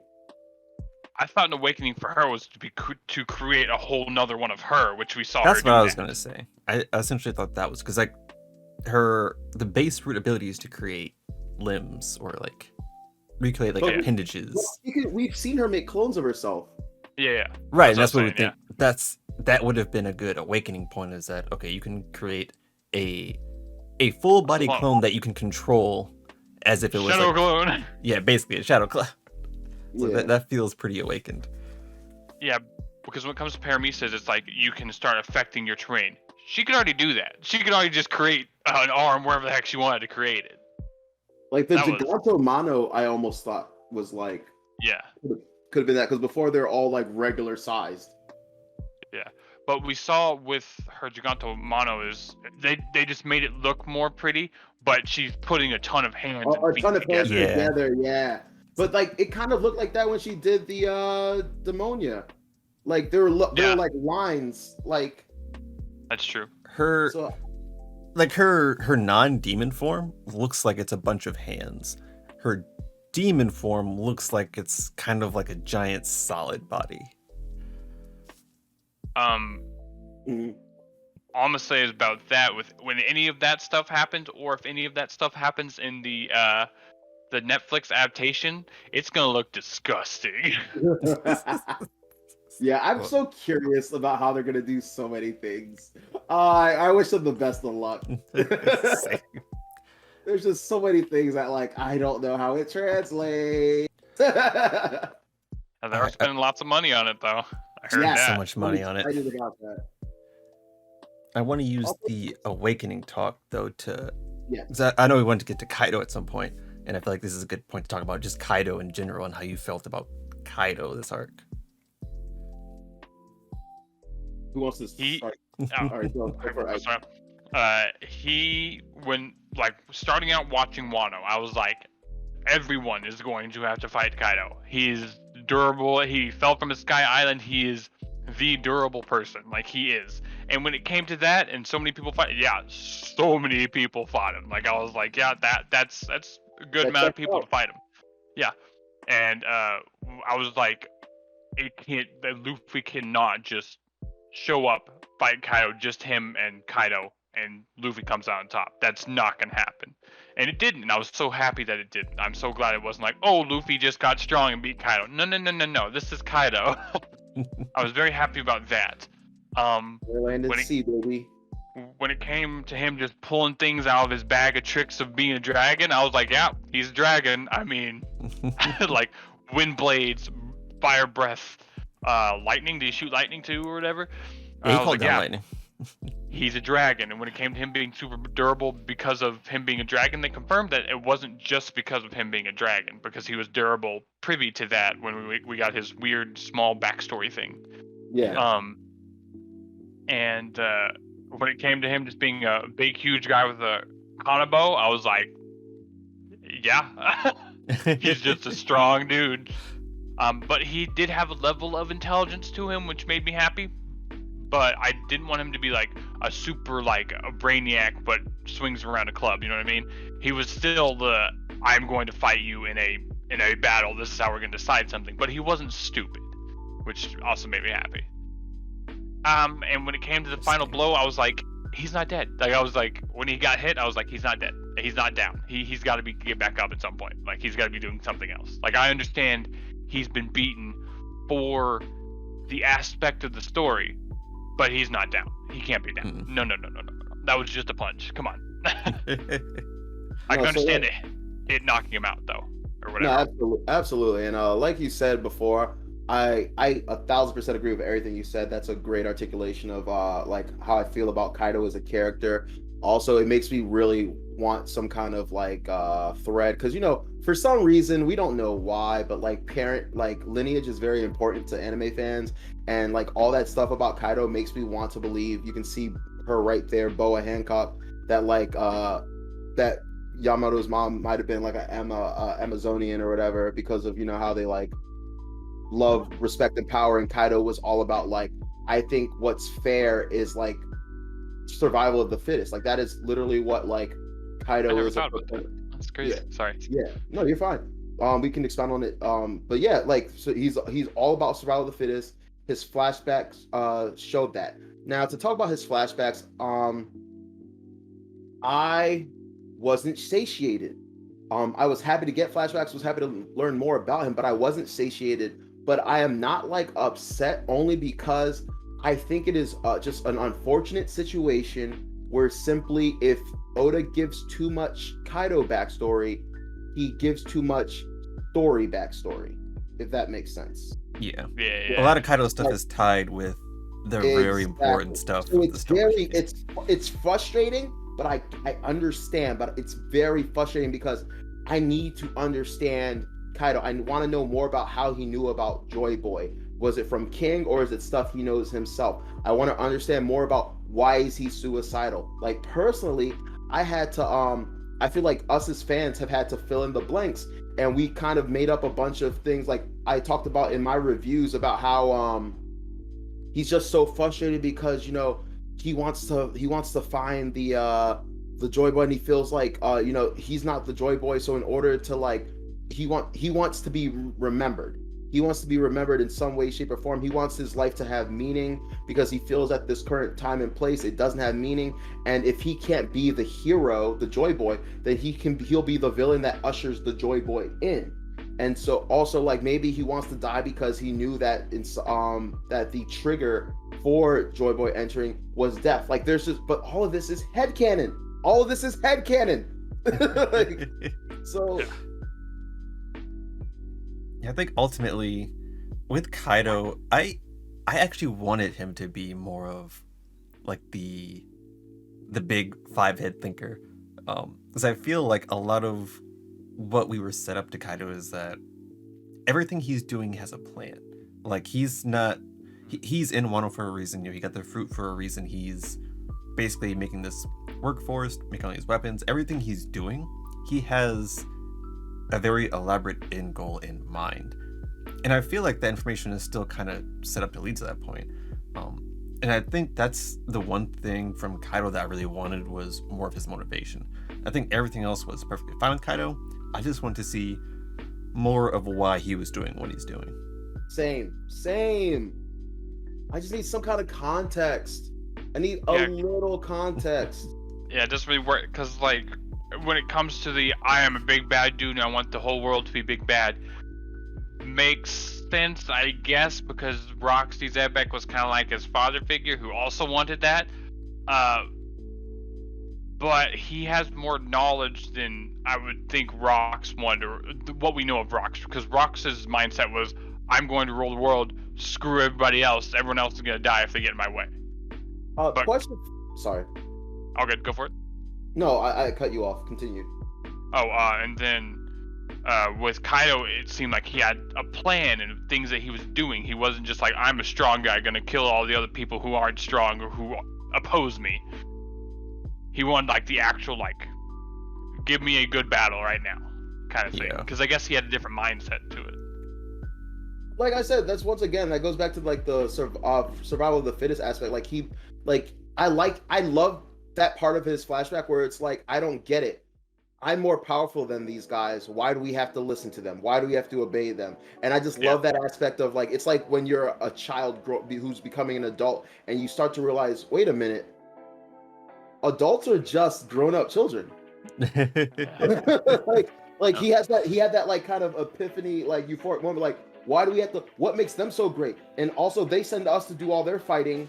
If we're doing all the fighting, if we're the ones that like impose the power, shouldn't we just be in power? To piggyback off what you were saying, there are just certain things that I'm confused about. Like for example, correct me if I'm wrong because I do forget a lot. I'm having memory issues. What was the grand purpose of him running an underground arms empire with Joker? Like what was he funneling that money towards? What was like the end goal? Like honestly, like, what did Wano being a weapons manufacturing plant factor into anything other than having a convenient plot set up for Big Mom to get exploded? Because that's literally all that like came of it, in my opinion. That a bunch of bombs and stuff fell on her. Ultimately, I think it was Plan B. Plan A is be Joy Boy and or gain ancient weapons. I think Plan B was a separate way to die in glorious battle. Basically, I get all these weapons, I get all these fighters, and then I just chuck them into a giant battle and I die in that glorious battle. I think that's ultimately one of the things Kaido wanted, because he wanted a glorious death. So it was like, if I can't do it the way I really want to, this is going to be my backup plan. This is what I'm going to do. I'm going to set it up to where the world has to fight me. Okay. And on top of that, you remember this because we've had conversations with this, I think, in our last meetup, and I also think I messaged you on Discord about this. I'm just kind of a little bit shocked about the lack of the Revolutionary Army, because during way earlier in Wano, there were some thoughts of revolutionaries might show up, Blackbeard might show up, Whitebeard pirates, the remnants of the Whitebeard pirates might show up to get comeuppance for like the time they couldn't help Ace, they couldn't help like Odin and all that. So like my thing is, we have Koala and Hack, grabbing all the liquor iron ore weapons in Dressrosa and stuff, talking about how like these weapons are dangerous and like they've been tracking these weapons, and I think they even mentioned Wano and stuff like that. And so I was thinking that there is something important to these that would result in them showing up to Wano, and I was a little like, they didn't. I guess it wasn't as important as they said it. They made it sound really important, but then like, not here. I mean, they kind of got their hands tied with whatever happened to Sabo and the rest of the pretty much leaders. And I was hoping you were gonna say that, because I was thinking maybe it's just a matter of like. But I would like to think they have a massive organization. Like, in order to like try to oppose the world government, you would have to be able to do that. Also, how much of their hands are tied? Because the government hands are tied right now because of their massive war on the Shichibukai, or the former Shichibukai. So the government's hands are tied there. The Marines' hands are tied there, which is, what I think is what they were trying to do is like give the Marines this objective, so they think this is the important bad thing that's happening, is taking care of the Shichibukai. But then they sent Greenbull alone to Wano, apparently, or whatever. I don't know if that's against the world government, because how Akainu was reacting was like, don't do anything stupid. To like, don't sort of fight with everyone. I originally thought he just meant go in there, get Robin, get out. Is he going? That was the question I was going to ask her that I forgot about. Is he getting Robin? That's what I assumed. Or is, because he mentioned how he's going to take out Luffy. Yeah, and I thought that was going against. I thought Akainu didn't want him to do that. Yeah, he's going against Akainu to go fight Luffy and stuff. I don't think he's tied with the Robin stuff. I think that's still. Oh, okay. I think that's Taskman? Yeah, I think that's basically CP0 is like, okay, while things are still happening, can we sneak Robin out of there? Like, not even, don't ask Greenbull to do it. Just Greenbull is there to pretty much do recon. He's there to figure out what's happening. I was so scared. I was so scared in Tip 52. I was like, where is she? Where is Robin? It's so weird because they said, like, yeah, we can still get Robin, and then she didn't show up anywhere. Yeah, I was like, where is she? Did they get Robin? A lot of people are headcanoning that he was just capping and was just saying it so that, like, to live another day. Yeah. But it's like, okay, so you go back and it's like, so about Robin. Yeah, literally. That's what I said. I'm like, that's so stupid because, like, what happens when you don't get her? And, like, you told us you could get her. And he's like, about that. Something else happened. So, like, there's got to be, I think there's something else with that. When it, that was one thing that made me happy with it being Kaido and stuff like that, since we're talking about Kaido, is when that man interrupted the fight with Luffy and like grabbed Luffy and Luffy got a underbog right to the face. And then the other guy was like, deuces, dude. And the other guy was like, shook his little bowler hat and just, Yeah, it's like, it's like, it's over. And I was like, it is over. You're dead. I'm like, And yeah, then he just died. And I was like, thank you. Thank you for killing this man. Yes, I was happy about that as well. So I was just glad that he died and he sneakily get away or whatever, because I was like, this is Kaido and you just did the worst thing in the world to Kaido. Like, the worst thing you could have done to Kaido. The flashback from like having that literally like the last great fight he had, that was done to him again. Because he was like, I killed that old hag, and I was like, oh, so that's how she died. All right, because I was like, I was gonna say like, how did Bon Clay get that fruit? Like, she's still here, and then he was like, oh, I killed her, and I was like, all right. So Thank do you, you Kaido. guys think that Greenbull would be able to walk up on Luffy and co. and actually be able to capture them? Not and co. Like I don't even know if he could take Luffy by himself at the point that Luffy's at right now. So like and like Zoro, who's like starting to like dabble and like figure out like conquerors, and like Sanji, who just kind of like is like unlock blue fire, and like not only did both of them defeat, you know, the Yonko commanders that Greenbull did, even though Greenbull was able to like do it like that, but like the three of them already, first of all, Luffy by himself already, I don't see how he like claps him. Then three of them, that's a hassle. Then we got Jinbei, we got Yamato. Like, does this fruit work on Frankie? Because it sucks life force, and Frankie's metal. No, not completely though. Yeah, That sure, would- but I understand like stabbing through it would happen, but like actually siphoning stuff, No, absolutely. especially the shoulders, because we know the shoulders are not him. And if he's in Shogun, then Oh That yeah, makes if he's it- in Shogun, yeah, that's true. It's also Wapple metal. Wapple metal is really hard to break. true. Exactly. I was thinking about, I hadn't even thought like the rest of the Strike Crew. I was thinking more like, so Luffy is there, and then Yamato is there, but like you have Law who's here. Yeah, it's Law's like- there.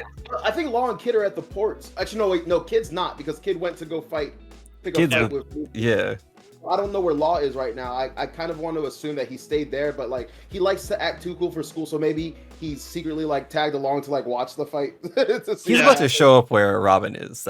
I'm pretty sure that's where Law's going. Really? Okay. Yeah, because he was interested in poneglyphs, so he's gonna look into that. I yeah. think. Speaking of that, what was your thought on that homeboy being alive?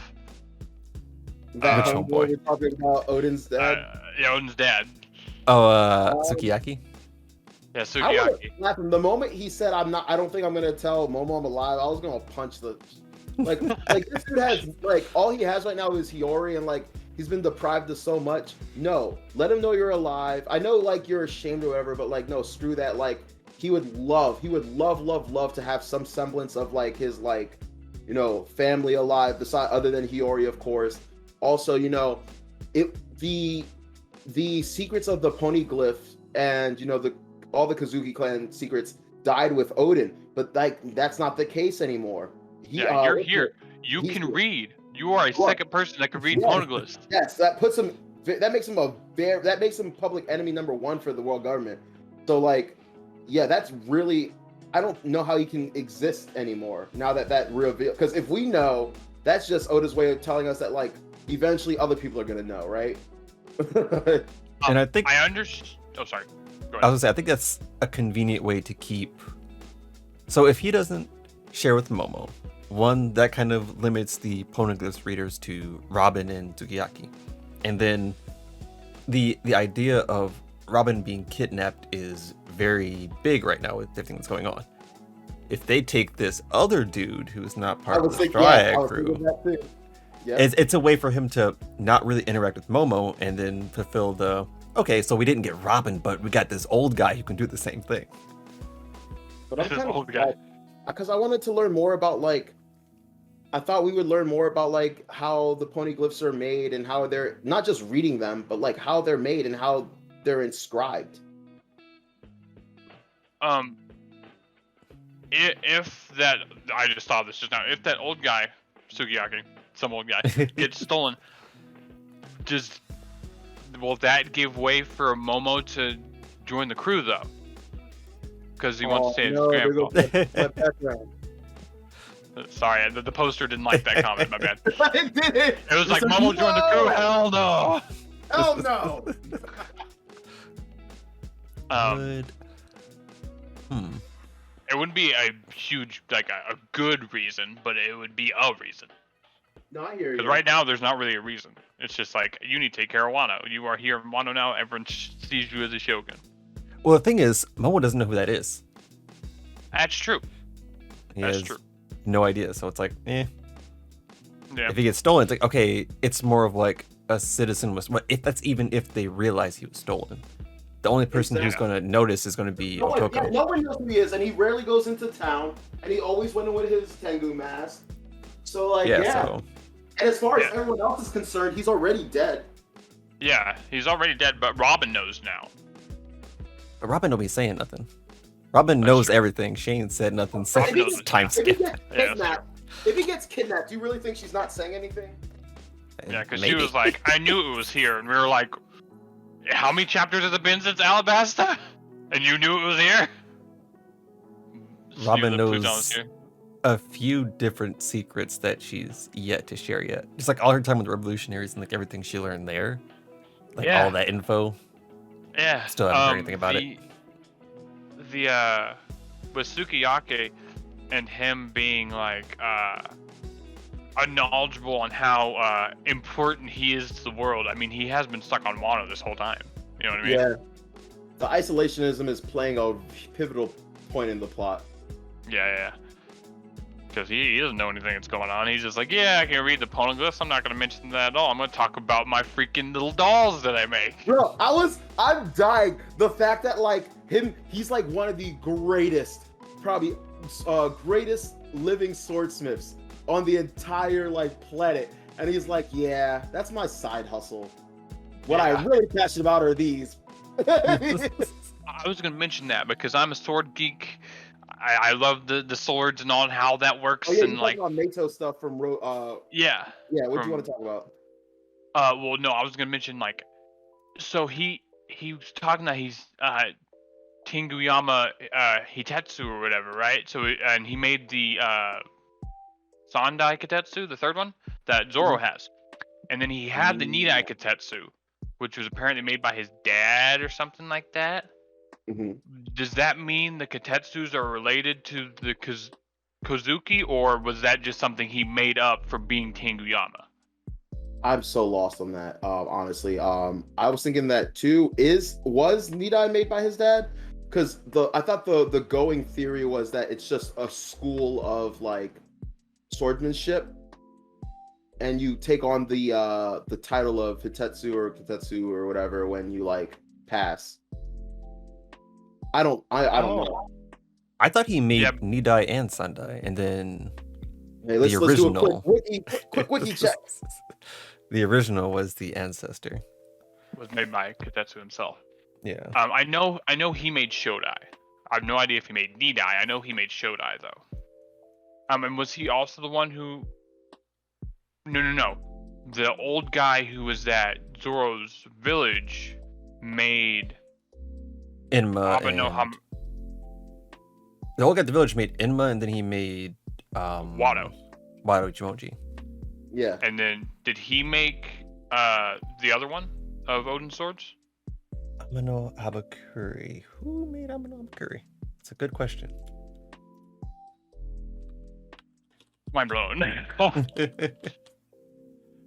I love the swords. The swords, yes. I don't have them down here with me, but I'd be showing my swords right now. Nice.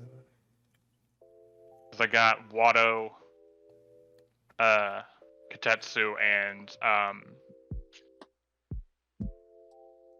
what is it called?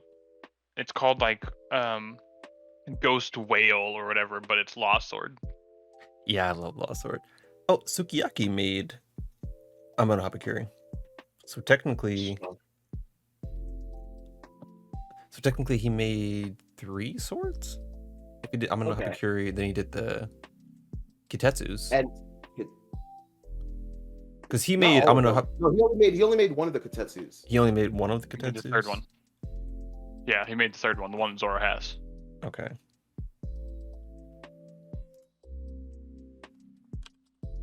I'm looking it up right now. Wait, did you get confirmed who made Nidai? Oh yeah, Nidai and Shodai are from Kitetsu himself. Oh, the actual Ketsu. Or Kotetsu, I mean. Okay. Oh yeah, because so there's Hitetsu who made the first one, the one that everyone thinks Samurai Gandhi has. Yes. Oh yes. yeah. And then there's his son or his descendant Kotetsu who made the second one. And then We don't know. Sukiyaki made the third. I'm looking at Shodai Kotetsu, and it doesn't say who made it. So the Nidai is Kotetsu, the Sandai is Sukiyaki, but I'm not seeing who made the first one. I kind of assumed it was Kotetsu. Well, so there's Kitetsu and Kotetsu. That's the thing. But Kitetsu is a school of swordsmiths, not a person. Oh, okay. Yeah, I don't think they give official confirmation on who made Shodai. They just say it's Kitetsu, like the school of swordsmanship. Yeah. That's interesting. I always thought we knew that.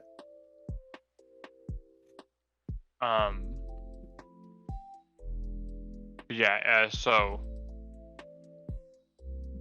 it's the Shodai Kitetsu has been named one of the 12 blades. Yeah, one of like the Owazu Mono 12 blades, what was it called? Yeah. Saijo Owazu Mono, great blades. What do we think Zoro's walking out of Wano with? Enma, Wado. Yep. Clearly, so it's the third, and like people like Tekking are saying we're thinking about it wrong, where like we feel like he can only have 3. He can have like some on the back burner, but I'm like, that feels weird to me. Yeah. Yeah, because he's not really a collector. Yeah, he's not a collector sword. Yotoryu. I wonder, he might put him on the back burner and be like, I don't know if I'll do this. It would be very, very thoughtful of him to do it. Be like, I know that Tashigi wants these. Because that's her. She has one of the biggest dreams in all of One Piece, and it's to collect all of the swords. I was like, that's not happening. Gonna get Murakumogiri? How are you gonna get Yoru? Ace would hate to hate on her dreams, but yeah, I'm shitting on her dreams right now. That's more unlikely than becoming the king. Yeah. Because over all of that would mean she has to go disturb Whitebeard's grave, which would make me absolutely hate her as a character. Yes. I don't want to hate her. But maybe she's just interested in katanas. Maybe it's just katanas. Maybe she only wants the katanas. Because Yoru is not a katana. Yeah. Murakumogiri is not a katana. Yeah. Ace is not a katana. And neither is Griffin a cut? No, Griffin's a cutlass. Griffin's but cutlass. That's also not confirmed. It hasn't been confirmed. Is Griffin a 12 Owazu Mono? It hasn't been confirmed. The last Road to Laugh-Tale just told us that it hasn't been confirmed. Yeah. Okay. And neither has... I mean, Kaido's isn't really a blade. So... and same thing with Napoleon? Or whatever Napoleon... I don't know if it's... Napoleon's weird because it's a hat, but it's a sword. I don't know. Yeah. Napoleon's not a... That's a pure Devil Fruit thing, I think. Okay. But yeah, we have Murakumogiri, Ace, Shodai Kitetsu, and Yoru. That's all the ones that have been. You don't think we'll see all 12 by the end of the series? Do you think? I want to. I think that would be really cool. Do you think? Yeah. I feel like it would give reason to have like a numbered system. Like if they were to just say these are the top grade swords. Yeah, and then not show them. Yeah, totally. Like I want to see all 12. Because the Wado, Enma, Habano, that one. Habakiri. Yeah, I always mess that up. I always butcher that too. That one and the Nidai are all the grade below, which are just Owazu Mono. Yeah. Yeah, and then like there's further back. There's like the 50 has the third Katetsu in it. But yeah, I think it's only 4 Shige's that sword we is have. it's only in the 50. I want Shigi Yeah. to be good. I want her to be better than she is. Yeah, because I remember when she showed up at Punk Hazard, I was like, hey, you're not messing with any of But this. that's only because you know the only reason we as a community care about Tashigi is because we like think there's some kind of relationship with Kuina. Yeah, oh definitely. Like be real with yourself. If she didn't look like Kuina, how much would you care? A lot. I just like her character in general. I think she's Really? cool. Okay. I thought she was interesting, but like if she was stronger, if like she gave Zoro a challenge, I would like her. But like she's just Yeah. It's like I like the idea of Zoro having like he has a high tier rival in Mihawk now. I like the idea of having it more of like the idea of him having like a peer-to-peer rival. But she's not a peer-to-peer rival. She's just there. She's like Kobe. She's like Kobe to Luffy. Yeah. I know you don't like this Tyrant, but what about our man with the round edge katana, Mr. Blood Rain guy? What's his name? Clear Fruit. Oh, Shiryu. Oh, Shiryu. Yeah, Shiryu. Yeah, what about him? Because he's definitely not on the tier of Mihawk, obviously, but he's some strong swordman apparently. Yeah, absolutely. Because he'd go toe to toe with Magellan. Absolutely. Okay, so where do you put Magellan, Tyrant? How about that? So, I mean, I have Magellan as strong, but it's an application of Devil Fruit. I think to say poison. Shiryu goes toe to toe with Magellan, I think isn't necessarily correct. I think it's more of he's on the same tier of strength. I think if they fought, I'm gonna go with the dude who can melt your sword with poison. Yeah, because obviously he did win and put him into jail. I mean, but like, can he melt his sword? I mean, he can melt the sword by itself. It depends on the grade of the sword, because there's like hockey fused into it. And the hockey. So I was more referring to less than the grade of the sword and more of the hockey application on the sword. But okay, so I personally think that Blackbeard's crew is a dumpster. It's just a dumpster of people that he has behind him. Shots fired! Tyrant shooting from the hip! Tyrant shooting from the hip! Outside of like some of the level 6 prisoners, I think it's a pretty low tier crew. Like I think Van Auger's cool. I think Katarina's cool. Burgess. I know he hates Burgess. I hate Burgess. I hate Shiryu. I don't think Doc's all that strong. I don't think Avalo Pizarro was all that strong. It seems like his crew is just average. And like his two top people are Burgess and Shiryu, and I feel like they both suck. The thing is with his crew though, it's always been like motley, doesn't seem like anything because like his ships are made out of like the 3 logs. You know Yeah, but like okay, so the thing is that Blackbeard kind of had the air of being unseemly. Like, okay, he's not strong, he's not smart, he doesn't know what he's doing. But then he shows you. Burgess seems incompetent and then is incompetent. He's incompetent and then is incompetent. That's all we get from him. It's so confusing because like I've never had respect for Blackbeard, but everyone else, it's been weird. I have never had respect for Blackbeard or like felt him be that big a threat, but the things he's done in the story make it obviously apparent that he is. I didn't think he was smart, but he has these grand plans. I didn't think he was strong, but he injured Shanks. And Shanks specifically says, like, I wasn't like screwing around. Like he got me. And that terrified me. I'm like, he doesn't seem capable. See, I don't think Shanks is all that strong either, but you know. What? Wait, say that again? Say that again? I don't think Shanks is like I feel like Shanks is okay. Wow, you're trying to fight the community. My goodness, I with the hot takes. Like, what is he? Put this on the internet. He hasn't done anything. Everyone is waiting for Shanks to roll. What's the phrase? to make his move. Yeah. And you just got all these viewers tired. You're gonna lose them all. Listen, I respect strength and power. And Shanks has the portrayal of someone who has a lot of strength, but I feel like I'm still gonna put him like close to people like Blackbeard or Mihawk rather than put him close to like Kaido or Big Mom. So that's the thing that I'm wondering about right there with Blackbeard. Like everyone's scared of Blackbeard. Everyone's like, that's the final villain. He's done all of these bad things. He's done all of this. But like, yeah, he has insane devil fruit that can cancel devil fruits, and he got the Gura no me. Like, oh my gosh. But like when it comes to like a Kanabo to the face from Kaido,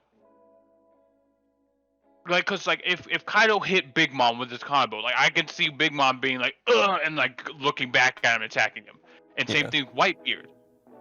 With Shanks, I can see where you're going there. Yeah, I can see him clashing or dodging. Blackbeard's gonna take it to the face because he's a terrible fighter and he's gonna cry about it. That's all he does every fight. But he's gonna take double damage from that Kanabo. Mm-hmm. So it's like, what's gonna happen to him?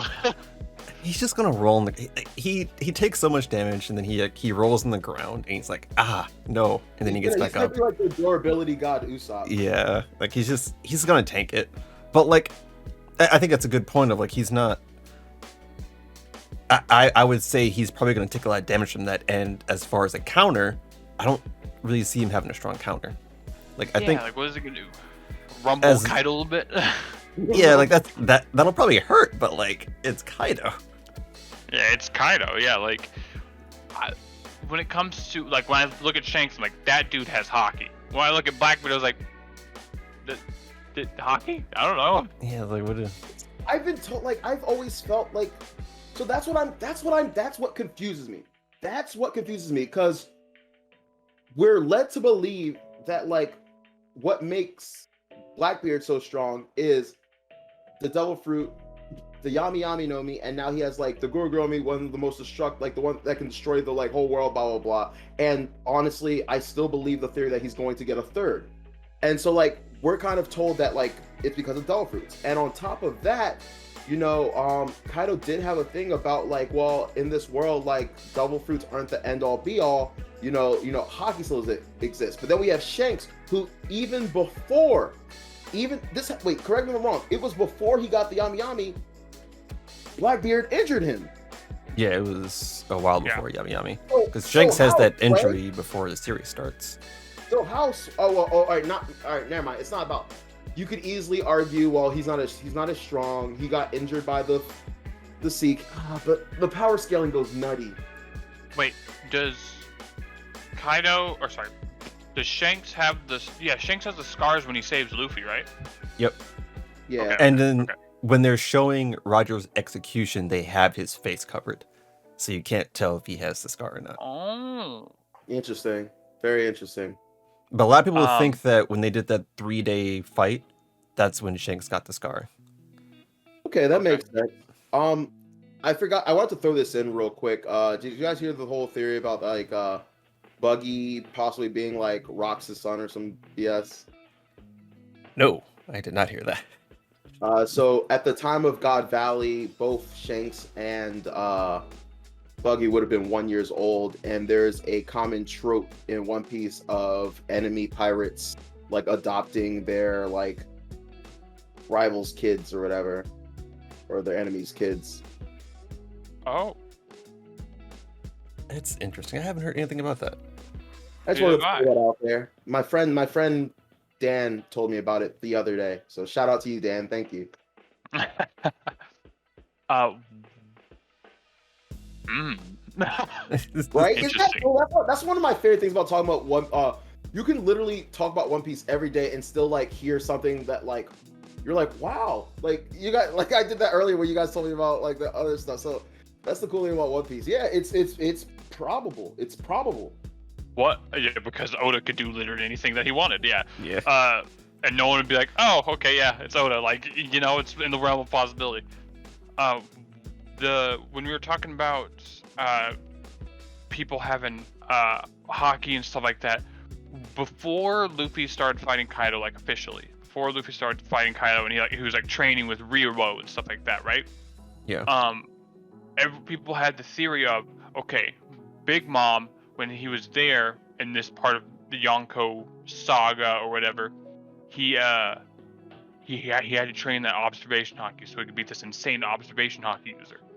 And then he's like, okay, now we're with Kaido, who's this insane haki user. He needs to beat him with all this like insane new haki.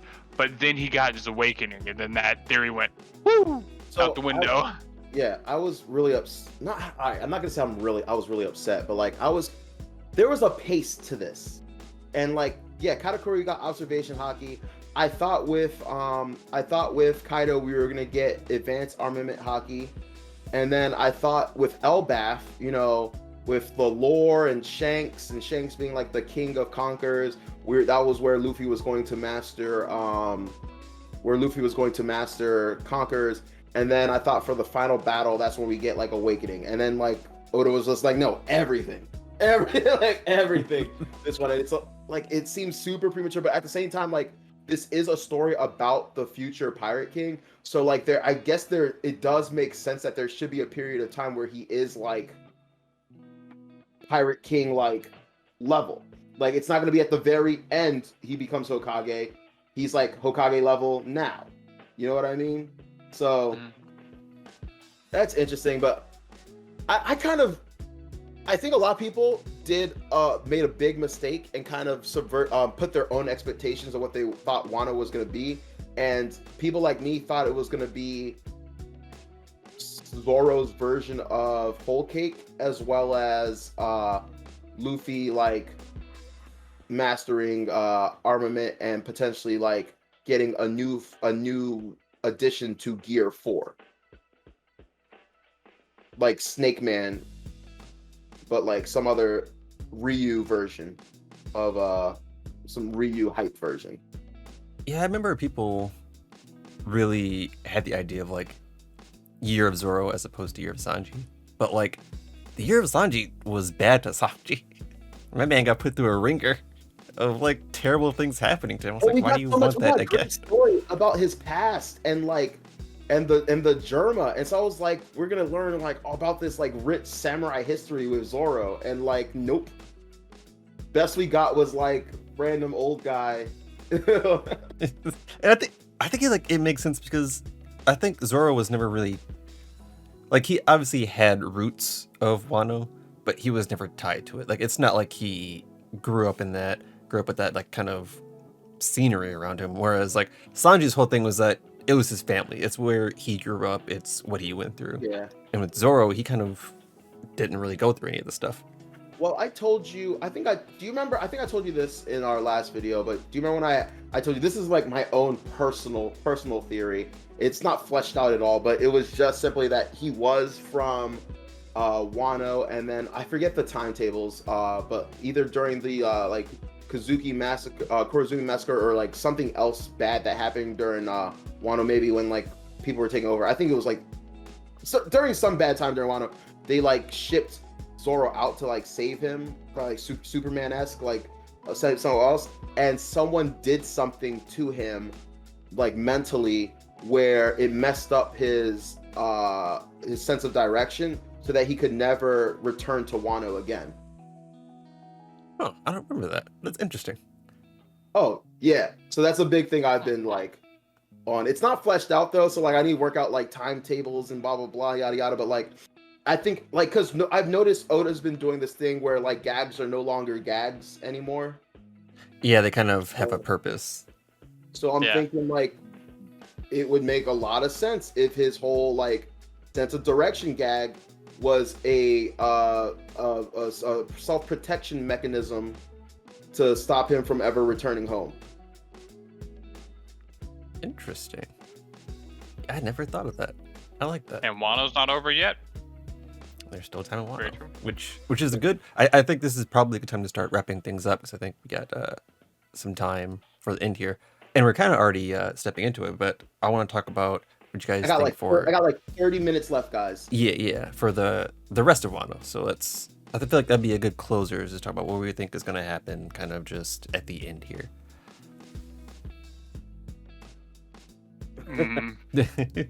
Good question. Actually, The- here, before we get into, well, okay, what do you think makes more sense to get into that, or because I really do want to touch on, I want any plot holes or like loose ends or stuff like that, or things we like expect to see but didn't, yada yada yada. What do you want to do? How you want to do it? We can talk about some things because the only thing I was thinking was like, since it's not over yet technically, whereas we all thought it was going to be, there's probably like certain holes that might be filled later. Yeah. We could probably, well, yeah, let's talk about that. What do you think hasn't been fulfilled in Wano? I'll start with, I'm gonna do a combination of like important things and BS things. So like BS things like liquor iron ore, yes, broken record, I don't care. liquor iron ore. What's it called? I thought another BS one is I thought we would have something with the mountain god. Usually when Oda introduces a parent figure and a child figure, and like when the parent figure dies, like the child figure comes back to repay the debt for like helping them as a child. So I thought the mountain god boar thing was gonna play a role. What else? We still have this. I'm pretty sure he'll do it. Zoro visiting Ryuma's grave. Zoro's lineage. What else? Zunisha's role. I think it's super weird that like Zunisha showed up and then just left. What else? Oh, I had so many on the top of my head. Ace's promise to Otama. What else, guys? Help me out here. Oh, that was something that I hated. I forgot to mention that when we were talking about Momonosuke. I was so part of the ship of like, Shogun Momonosuke and then Queen or whatever, wife. Tama. Oh, Tama. I was so for that. I was so for that. I'm sorry, continue. No, you're good. Shoot, I was so pressed to get to this, and like now I'm like, there were some big. All right, we're gonna cheat. I needed more on the Lunarians. I mean, that goes into story stuff. Lunarians, story and One Piece stuff. I need more stuff on that. That was needed. Onigashima, Kaido's heritage, like Onis in general, yeah. Yeah, like the Oni race or whatever. Yeah. Yeah, it was so weird figuring out that Yamato was an Oni. I was like, are we gonna talk more about that? The guy in Wano clothing, drinking with Crocus. Why Wano was called the land of gold. Oh yeah. I'm gonna go out on a limb and say land of gold is for Pluton, which is still in Wano. You said Onis already.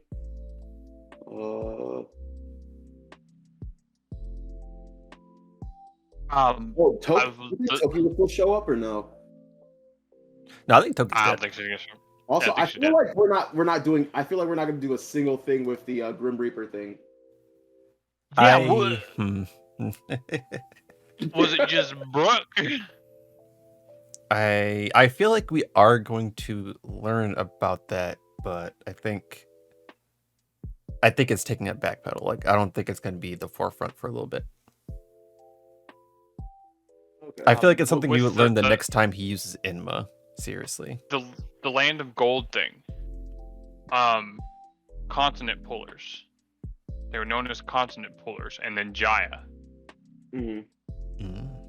There's something there. I remember reading something that I just blatant things that I remembered, but like something with it was there and now it's not there, and then they whatever. Pulled it to Wano, and then the skull will be one of the continent pullers. Yeah, or something like that.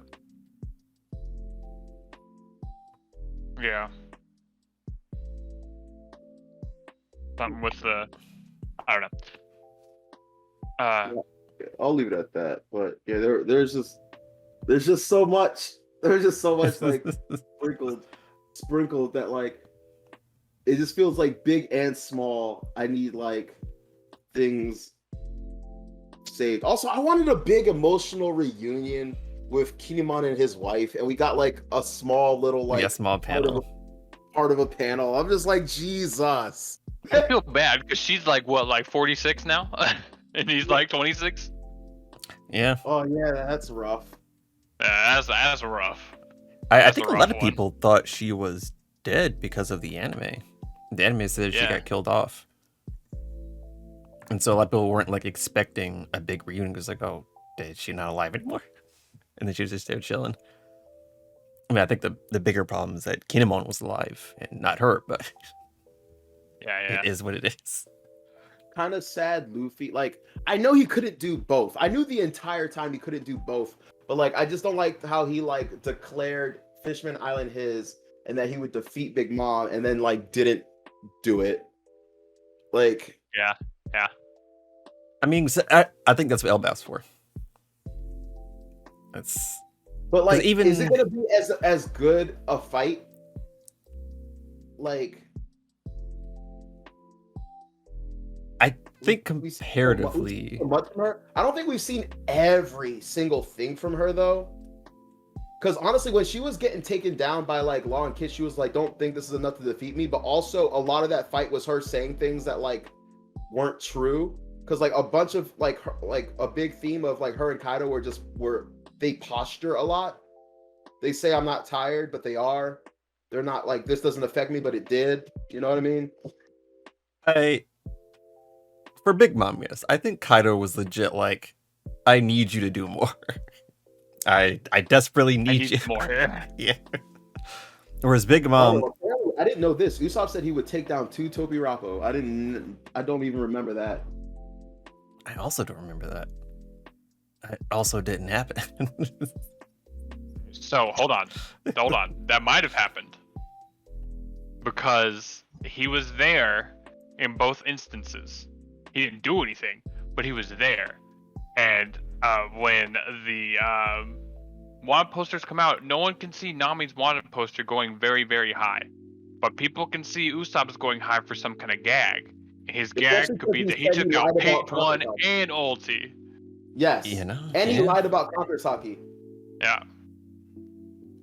Also, what else? That's possible.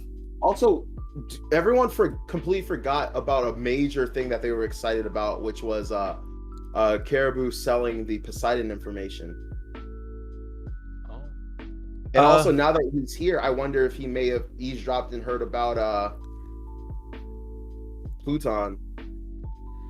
He Freaking hate Caribou. I was never like super. It was a part of plot that could exist. It was never interesting enough for me to kind of like delve into it, because essentially what they were doing was they were going to raise the world and then find it themselves. Like, if they wanted the information, I think they were going to find it, and especially since Big Mom already has ties to Fishman Island, I think it was only a matter of time. Okay. And I mean, in reality, you don't sell information to a Yonko. You give it to them and then they kill you. Yeah. Yeah. Oh, we didn't even talk about something massive. Buggy being a Yonko. How do you guys feel about that? I know it's a running gag, but like, bothers me a little because like Shichibukai is one thing, but like Yonko I've always associated with What power. did he do? I mean, Exactly. honestly, I think it makes sense.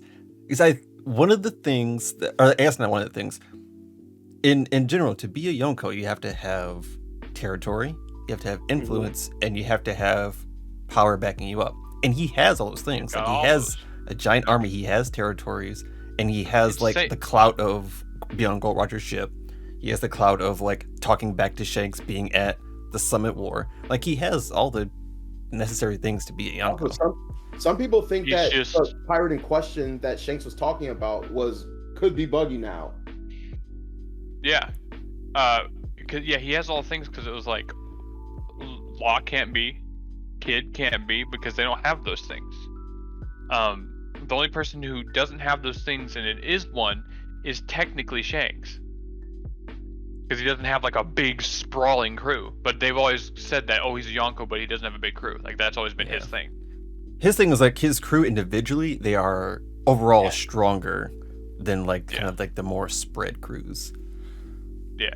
I would like to like think that they're similar to Luffy's, but then Luffy got the Grand Fleet, so he has the best of both worlds in that aspect. What else? I like the theory that like maybe while they were trying to come for all the Shichibukai, like Buggy was able to like convince them to like work together under one banner. So he had like Mihawk and some other people under him, but like it doesn't make, I don't really see Mihawk or like certain people being under him, but I guess maybe he's just like, it's in his best interest maybe. I could see Mihawk doing that, being like, I don't want them to just chase me, let them chase him, and I'll just be here as to keep them off of him, but they'll keep the eyes on him. I think Mihawk's like, I'm chilling, I'm vibing, be cool. I don't see Boa joining him. Weevil, whatsoever. I can see him having Weevil. I can see him having Weevil. I can't see him having Boa though. I can't. She's only loyal to one man. Yeah. She either stays where she is or she gets captured. She's not joining anybody. Yeah. Those are her only two options, unfortunately. What I want so bad is Kobe and her to have like a oh my gosh, Luffy, like talk with each other. A lot of people thought that was going to happen, and they weren't happy about that. They want to fight. They want to go bloodbath. They want somebody to come out on top. Yeah. Who are the other guys? I mean, Kuma's in Mary Joy. Yeah. There's Doflamingo who's in prison. Yeah. He was in prison. Jinbei who's with Luffy. And then Law. Crocodile. Law who lost the role. Who thought in that cover story, who thought it was going to be Crocodile and Mr. One in that cover story about the people saving the German? The cover story pissed me off, man. Like, it is the perfect example of like One Piece, like paranoia. Like, cause like I literally was like, okay, it's most likely his siblings, but like people were like, but they're wearing heels. They're not wearing the shoes. I was like, oh my god, I hate this. I hate this because like y'all could be right, but I think it's this, but it could literally like go. But his siblings. There's one thing that Sawyer pointed out, and it was that so the island that the people with the shoes showed up on, and then the island that Germa showed up on, are 8 days away. So there's a considerable gap between where they should have shown up. Like if Germa showed up at, because I think it was like Cacao Island and the main Whole Cake Island. If they showed up at Cacao, they would have to then travel a distance to get to Whole Cake. And it seemed like those things were happening simultaneously. Where was Brule? Brule was in the mirror world. There's a cover story where she's like hands still in the mirror, so a lot of people thought she was under duress. Yeah, like so I was wondering if anybody used Mirror World, used her as a taxi again. Oh, that works. I mean, that works too. Like I said, some people did. Some people think that because in the cover story, her hand is still in the mirror, like what like Luffy and them were doing, that like she's under duress right now. Another cover story that made me interested was like when the one mayor of whatever, or I don't know what his name is or who the character is. I wish I was Techie who could just like remember every character. But like he had the question mark, and I was like, he shouldn't have a question mark for the Germa because there's gonna be a whole wedding. There's gonna be a whole wedding, so everyone in Whole Cake in Totoland should know who the Germa are. So why the question mark? Yeah, like there's still, and they were mentioning like Brule was talking about specifically the Germa to Cracker, and also Katakuri still on the island. So there's got to be a reason why they aren't stopping Germa from leaving, and that's probably because there's other people causing a bigger issue. Exactly. Do you think it's Blackbeard? I think it might be Blackbeard, because Caesar's also trying to escape. Also, why is Caesar there? Why is he? I like was completely under the impression that he love it. I thought he left. What he deserves. Did y'all? I thought he did. He was still there. I thought he left. I thought he either left with Capone or like went and did his own thing. But I thought he was like long gone. What the hell is he still doing there? I also thought he left, but apparently he got locked up. Yeah. Locked up? Because he was escaping prison when they were. Oh, okay. I thought he was like hiding. Okay. Um, but I guess, what do y'all think's gonna happen at the end of Wano?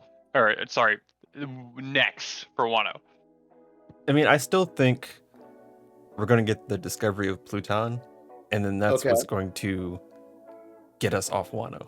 Because, like, Well, Greenbull walking up, something has to happen for him to, one, leave Wano and not want to fight Luffy and them. And then we need something to do with Kaido. Like, something has to happen there. all right. Zoro visiting the grave, and then I want to learn more about like I really thought when we had that volcano eruption thing, I thought we were gonna get several things. I thought we were gonna get maybe the creation of a new Sky Island. We were gonna get the method to create poneglyphs because of Pyrobluin.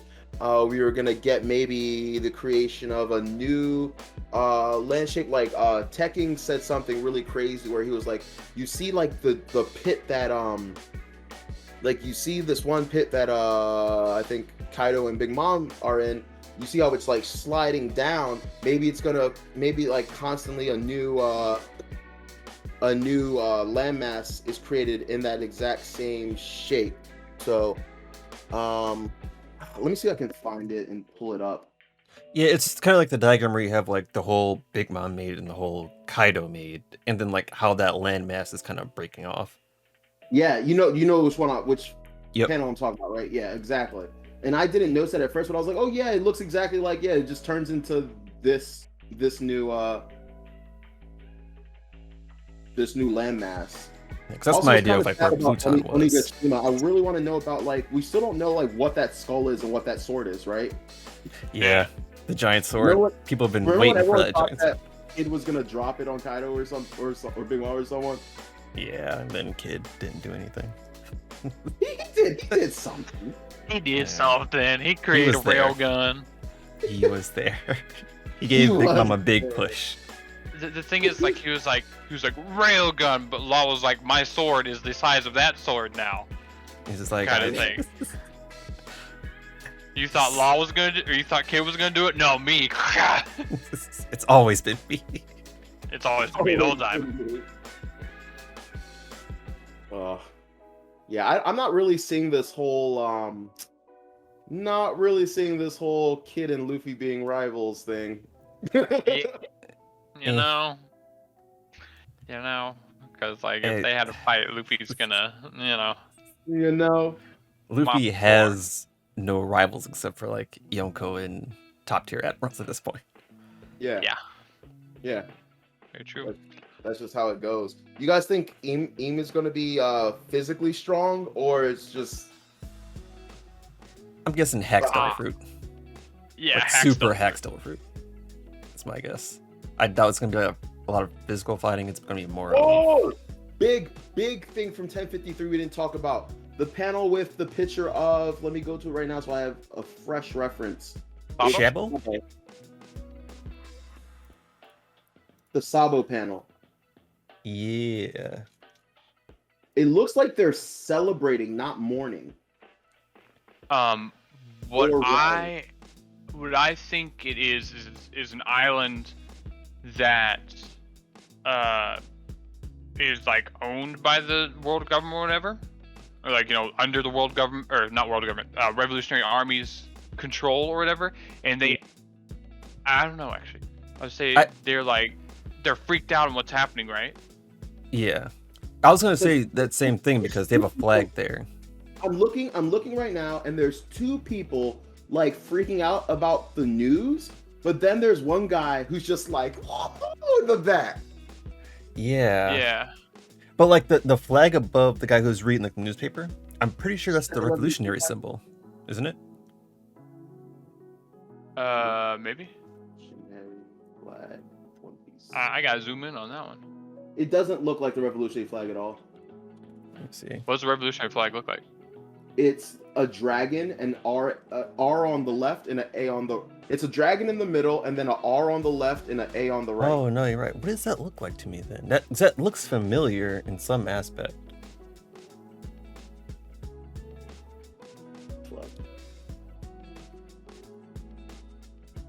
Wonder what that is then. Yeah, I don't know.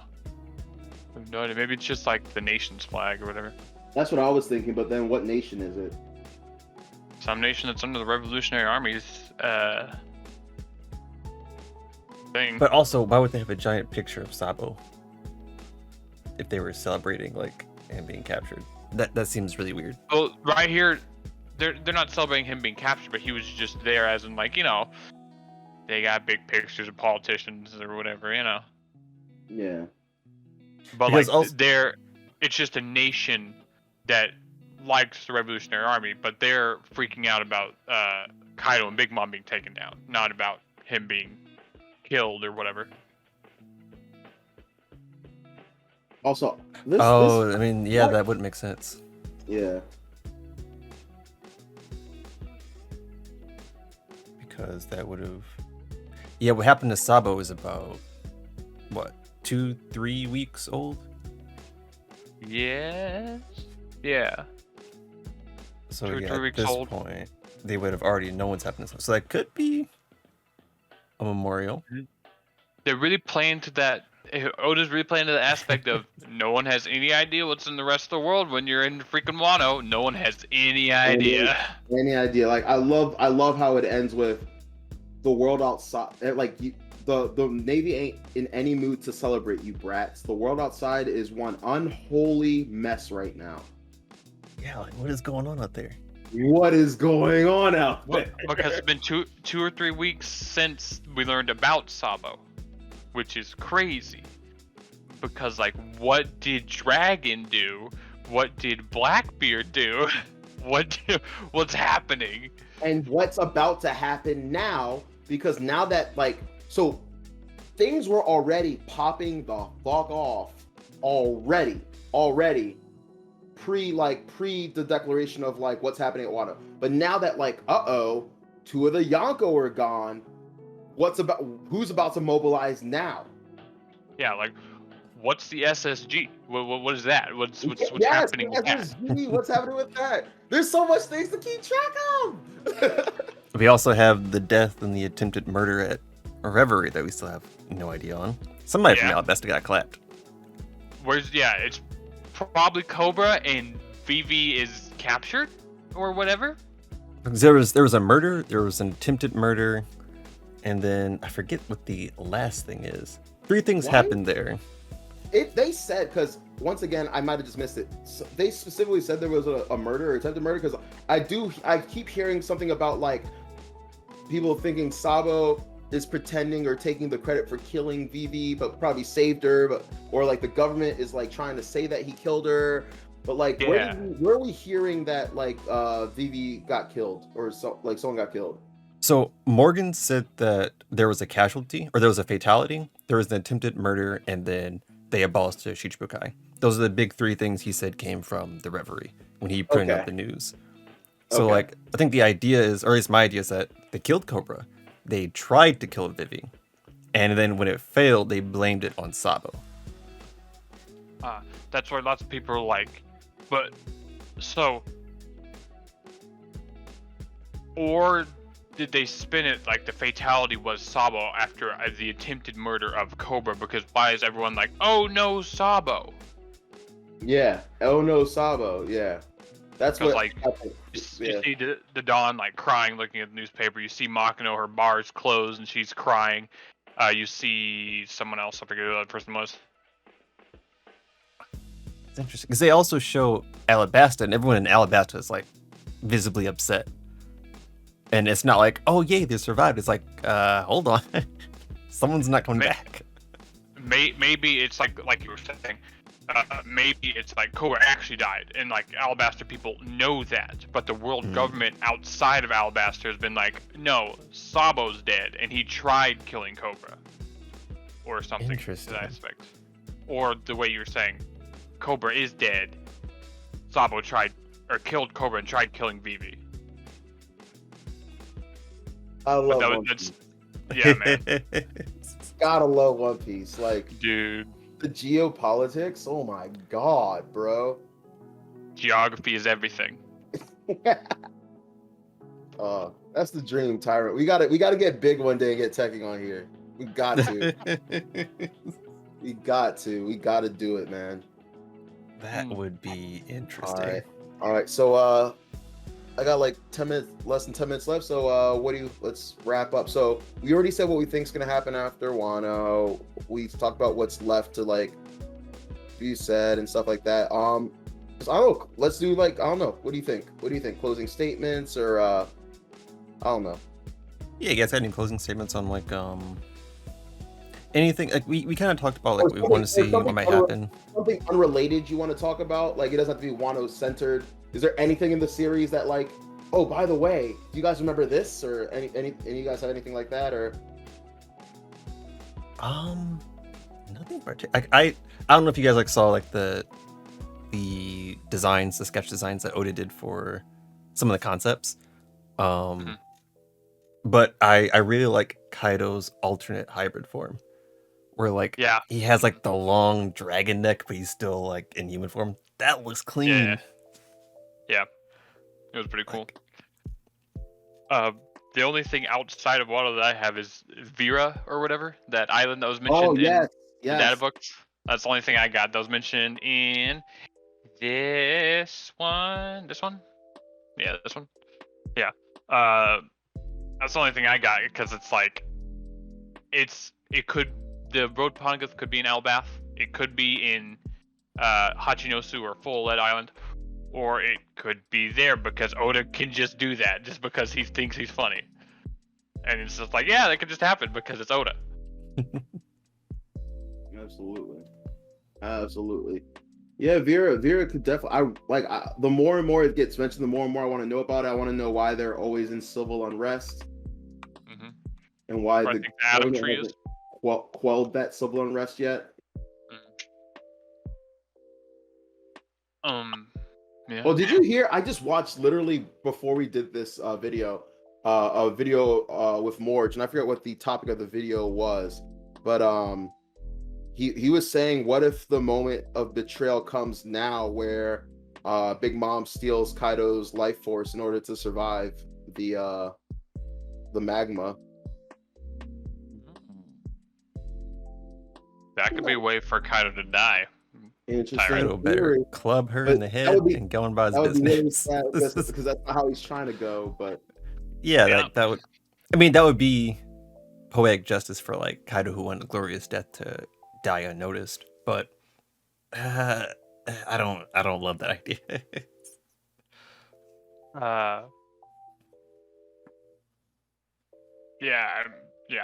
It's an interesting idea. She would also have to. I think a proponent of her fruit is they have to be afraid of her too. As far as I recall, like that's the only way she can take life forces if they're afraid, and Kaido doesn't care about Big Mom. Oh yeah, that is true. That is true. But what if they're unconscious? But I guess if Big Mom isn't unconscious and able to use her power, I guess Kaido would also. Yeah, I would imagine they're both just like in lava. It's like, this sucks.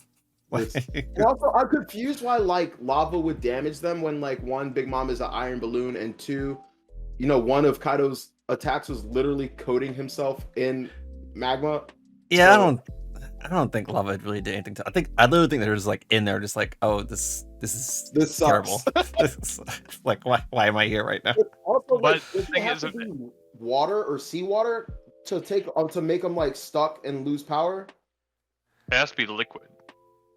Magma. I mean, it's but liquid it's rock. But it's not the sea. It's very specific to the sea. That's what I said. But like I think it was like Tekking or someone else literally said like, as long as it's submerged in liquid. I don't think it's just liquid. I think because it's the essence of the sea that takes their ability away. And that's I'm with you on that. Yeah. I didn't really like that assertion. When the thing is, when it comes to them just chilling in lava and being like, that would make lots of Akainu stands be like, but, But you know what I'm talking about? Akainu loses to Kaido, so they should get over that. It's This true. is- All I'm saying is Whitebeard clocked Akainu and had his whole face like, and that was a weak Exactly. Whitebeard. That was So- heart attack. I'm old. My face is gone. Whitebeard. Sometimes I just watch that clip for fun. Oh, it's a good time. It's disgusting. Just face. And like Akainu's like helplessness and like shock. And Like, he's like, what's oh. happening? Crazy. But closing statements, I guess, right? Yeah, I think this is probably a good time to run our Sign off? tags and yeah. All right. Ike, you want to go first? We'll finish off with Tyrant. I run tags. Your channel name and like your handles, where they can Oh, find you. yeah. Do I do that now, or do I do my closing statement first? Oh, do your closing statement first, and then drop your stuff. All right. Wano had lots of expectations. Some of them were met, not all of them were met. But I enjoyed most of it, and knowing that it's not over yet is really cool when it comes to everything being wrapped up. I have no idea what's going to happen with this ancient weapon, because that's an ancient weapon. We can't just give that to Luffy. They can't just be given. So something's going to have to happen, or it's going to have to be some person or something. I don't know. We can't just give that to Luffy. That's insane. And when it comes to Ryukyoku, something's going to happen. He's not just going to be defeated there or just going to stop fighting for no reason. Like, Akinu's like, hey, don't fight them, and he's just going to turn around and leave. That's not going to happen. But yeah, I'm really excited for that. Yeah, and I'm happy Robin is not taken as of yet. As of yet. But yeah, my stuff is like X747, literally everywhere. You can find me on any of those things: Twitch, YouTube, Twitter, and those are the only things I think I'm active on. So yeah, but yeah, that's all my stuff. So yeah, thanks for listening. I'm good. All right. Nice. All right, everyone, it's me, your boy, your host, OD, and I have a anime and other media channel. You can find me on YouTube at Otaku Talk OD. I'm also on Twitter, Facebook, trying to get a lot better at using those social medias. I have all my link that I will post wherever I post this video, and I'll give it to Tyrant King and you if you guys post anything there. But yeah, every week I do One Piece reviews.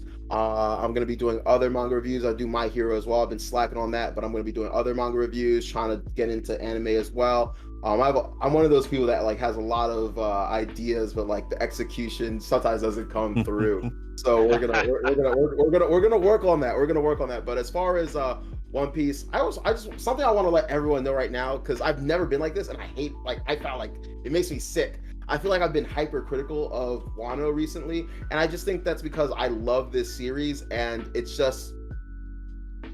gone a little bit different than how Oda has typically done things. Things haven't, like, he normally puts things in a nice little bow. Every arc has always had some form of outstanding plot, like, hole or relevance that hasn't been touched upon. But I do believe with the general community consensus that it felt like it was dragged on and then rushed. And once again, I think that's Oda, once again, having a lot of ideas and then having to put them into practice. So I'm going to be doing my best. I want to do it before the next chapter comes out, where I'm going to do an actual video where I sit down and address every plot point that I either wanted to happen or was mentioned that didn't happen, and discuss, its relevance and how important it is or isn't that it did or did not happen and stuff like that. But want to make it clear, Oda is one of the GOAT mangaka of our generation. Despite any hangups or qualms we have, I think he is still churning out exceptional work. And at the end of the day, we don't know everything. Wano's not over itself. The story is not over itself. When it comes to promises, progress, and payoff, I feel like we're not at that part where we've been bombarded with the payoff, but I do think it is in store. Nice. I am Tyrant King Kuma. You can find me on YouTube by the same name. You can find me on Twitter by some version of that name. There's an underscore in there somewhere. I always forget it. I got the same image. You'll find it. As far as Wano goes, I mean, I've been enjoying Wano. Like, I know there's ups, downs, there's parts that could be better, parts that are fantastic. I've been reading One Piece for 22 years. I'm in for the ride. I just enjoy every chapter I get. Like I understand criticisms, and I think they're all valid. I think I understand where you're coming from, especially if you love a story so much. Because I have those feelings sometimes too. But ultimately, I really just enjoy getting that new chapter. And Wano brought me ulti, so I could never hate it. I could never bring myself to hate this arc, no matter what. This arc did have some of my favorite moments, like the bonbon fireballs. What about that? And there was another one. There's two things in this arc that were my favorite: the bonbon fireball, and there was one more. There was one more I can't remember off the top of my head, but it had two of my favorite moments. It's got Hamlet and Fortrix. It's got the chicken with the dude coming out of its butt. It doesn't get better than that. Yeah. Oh my god. But yes, thank you all for joining me. This was really fun. Of course, we gotta do more stuff like this. Absolutely. All right, guys. Take care. Peace. Peace.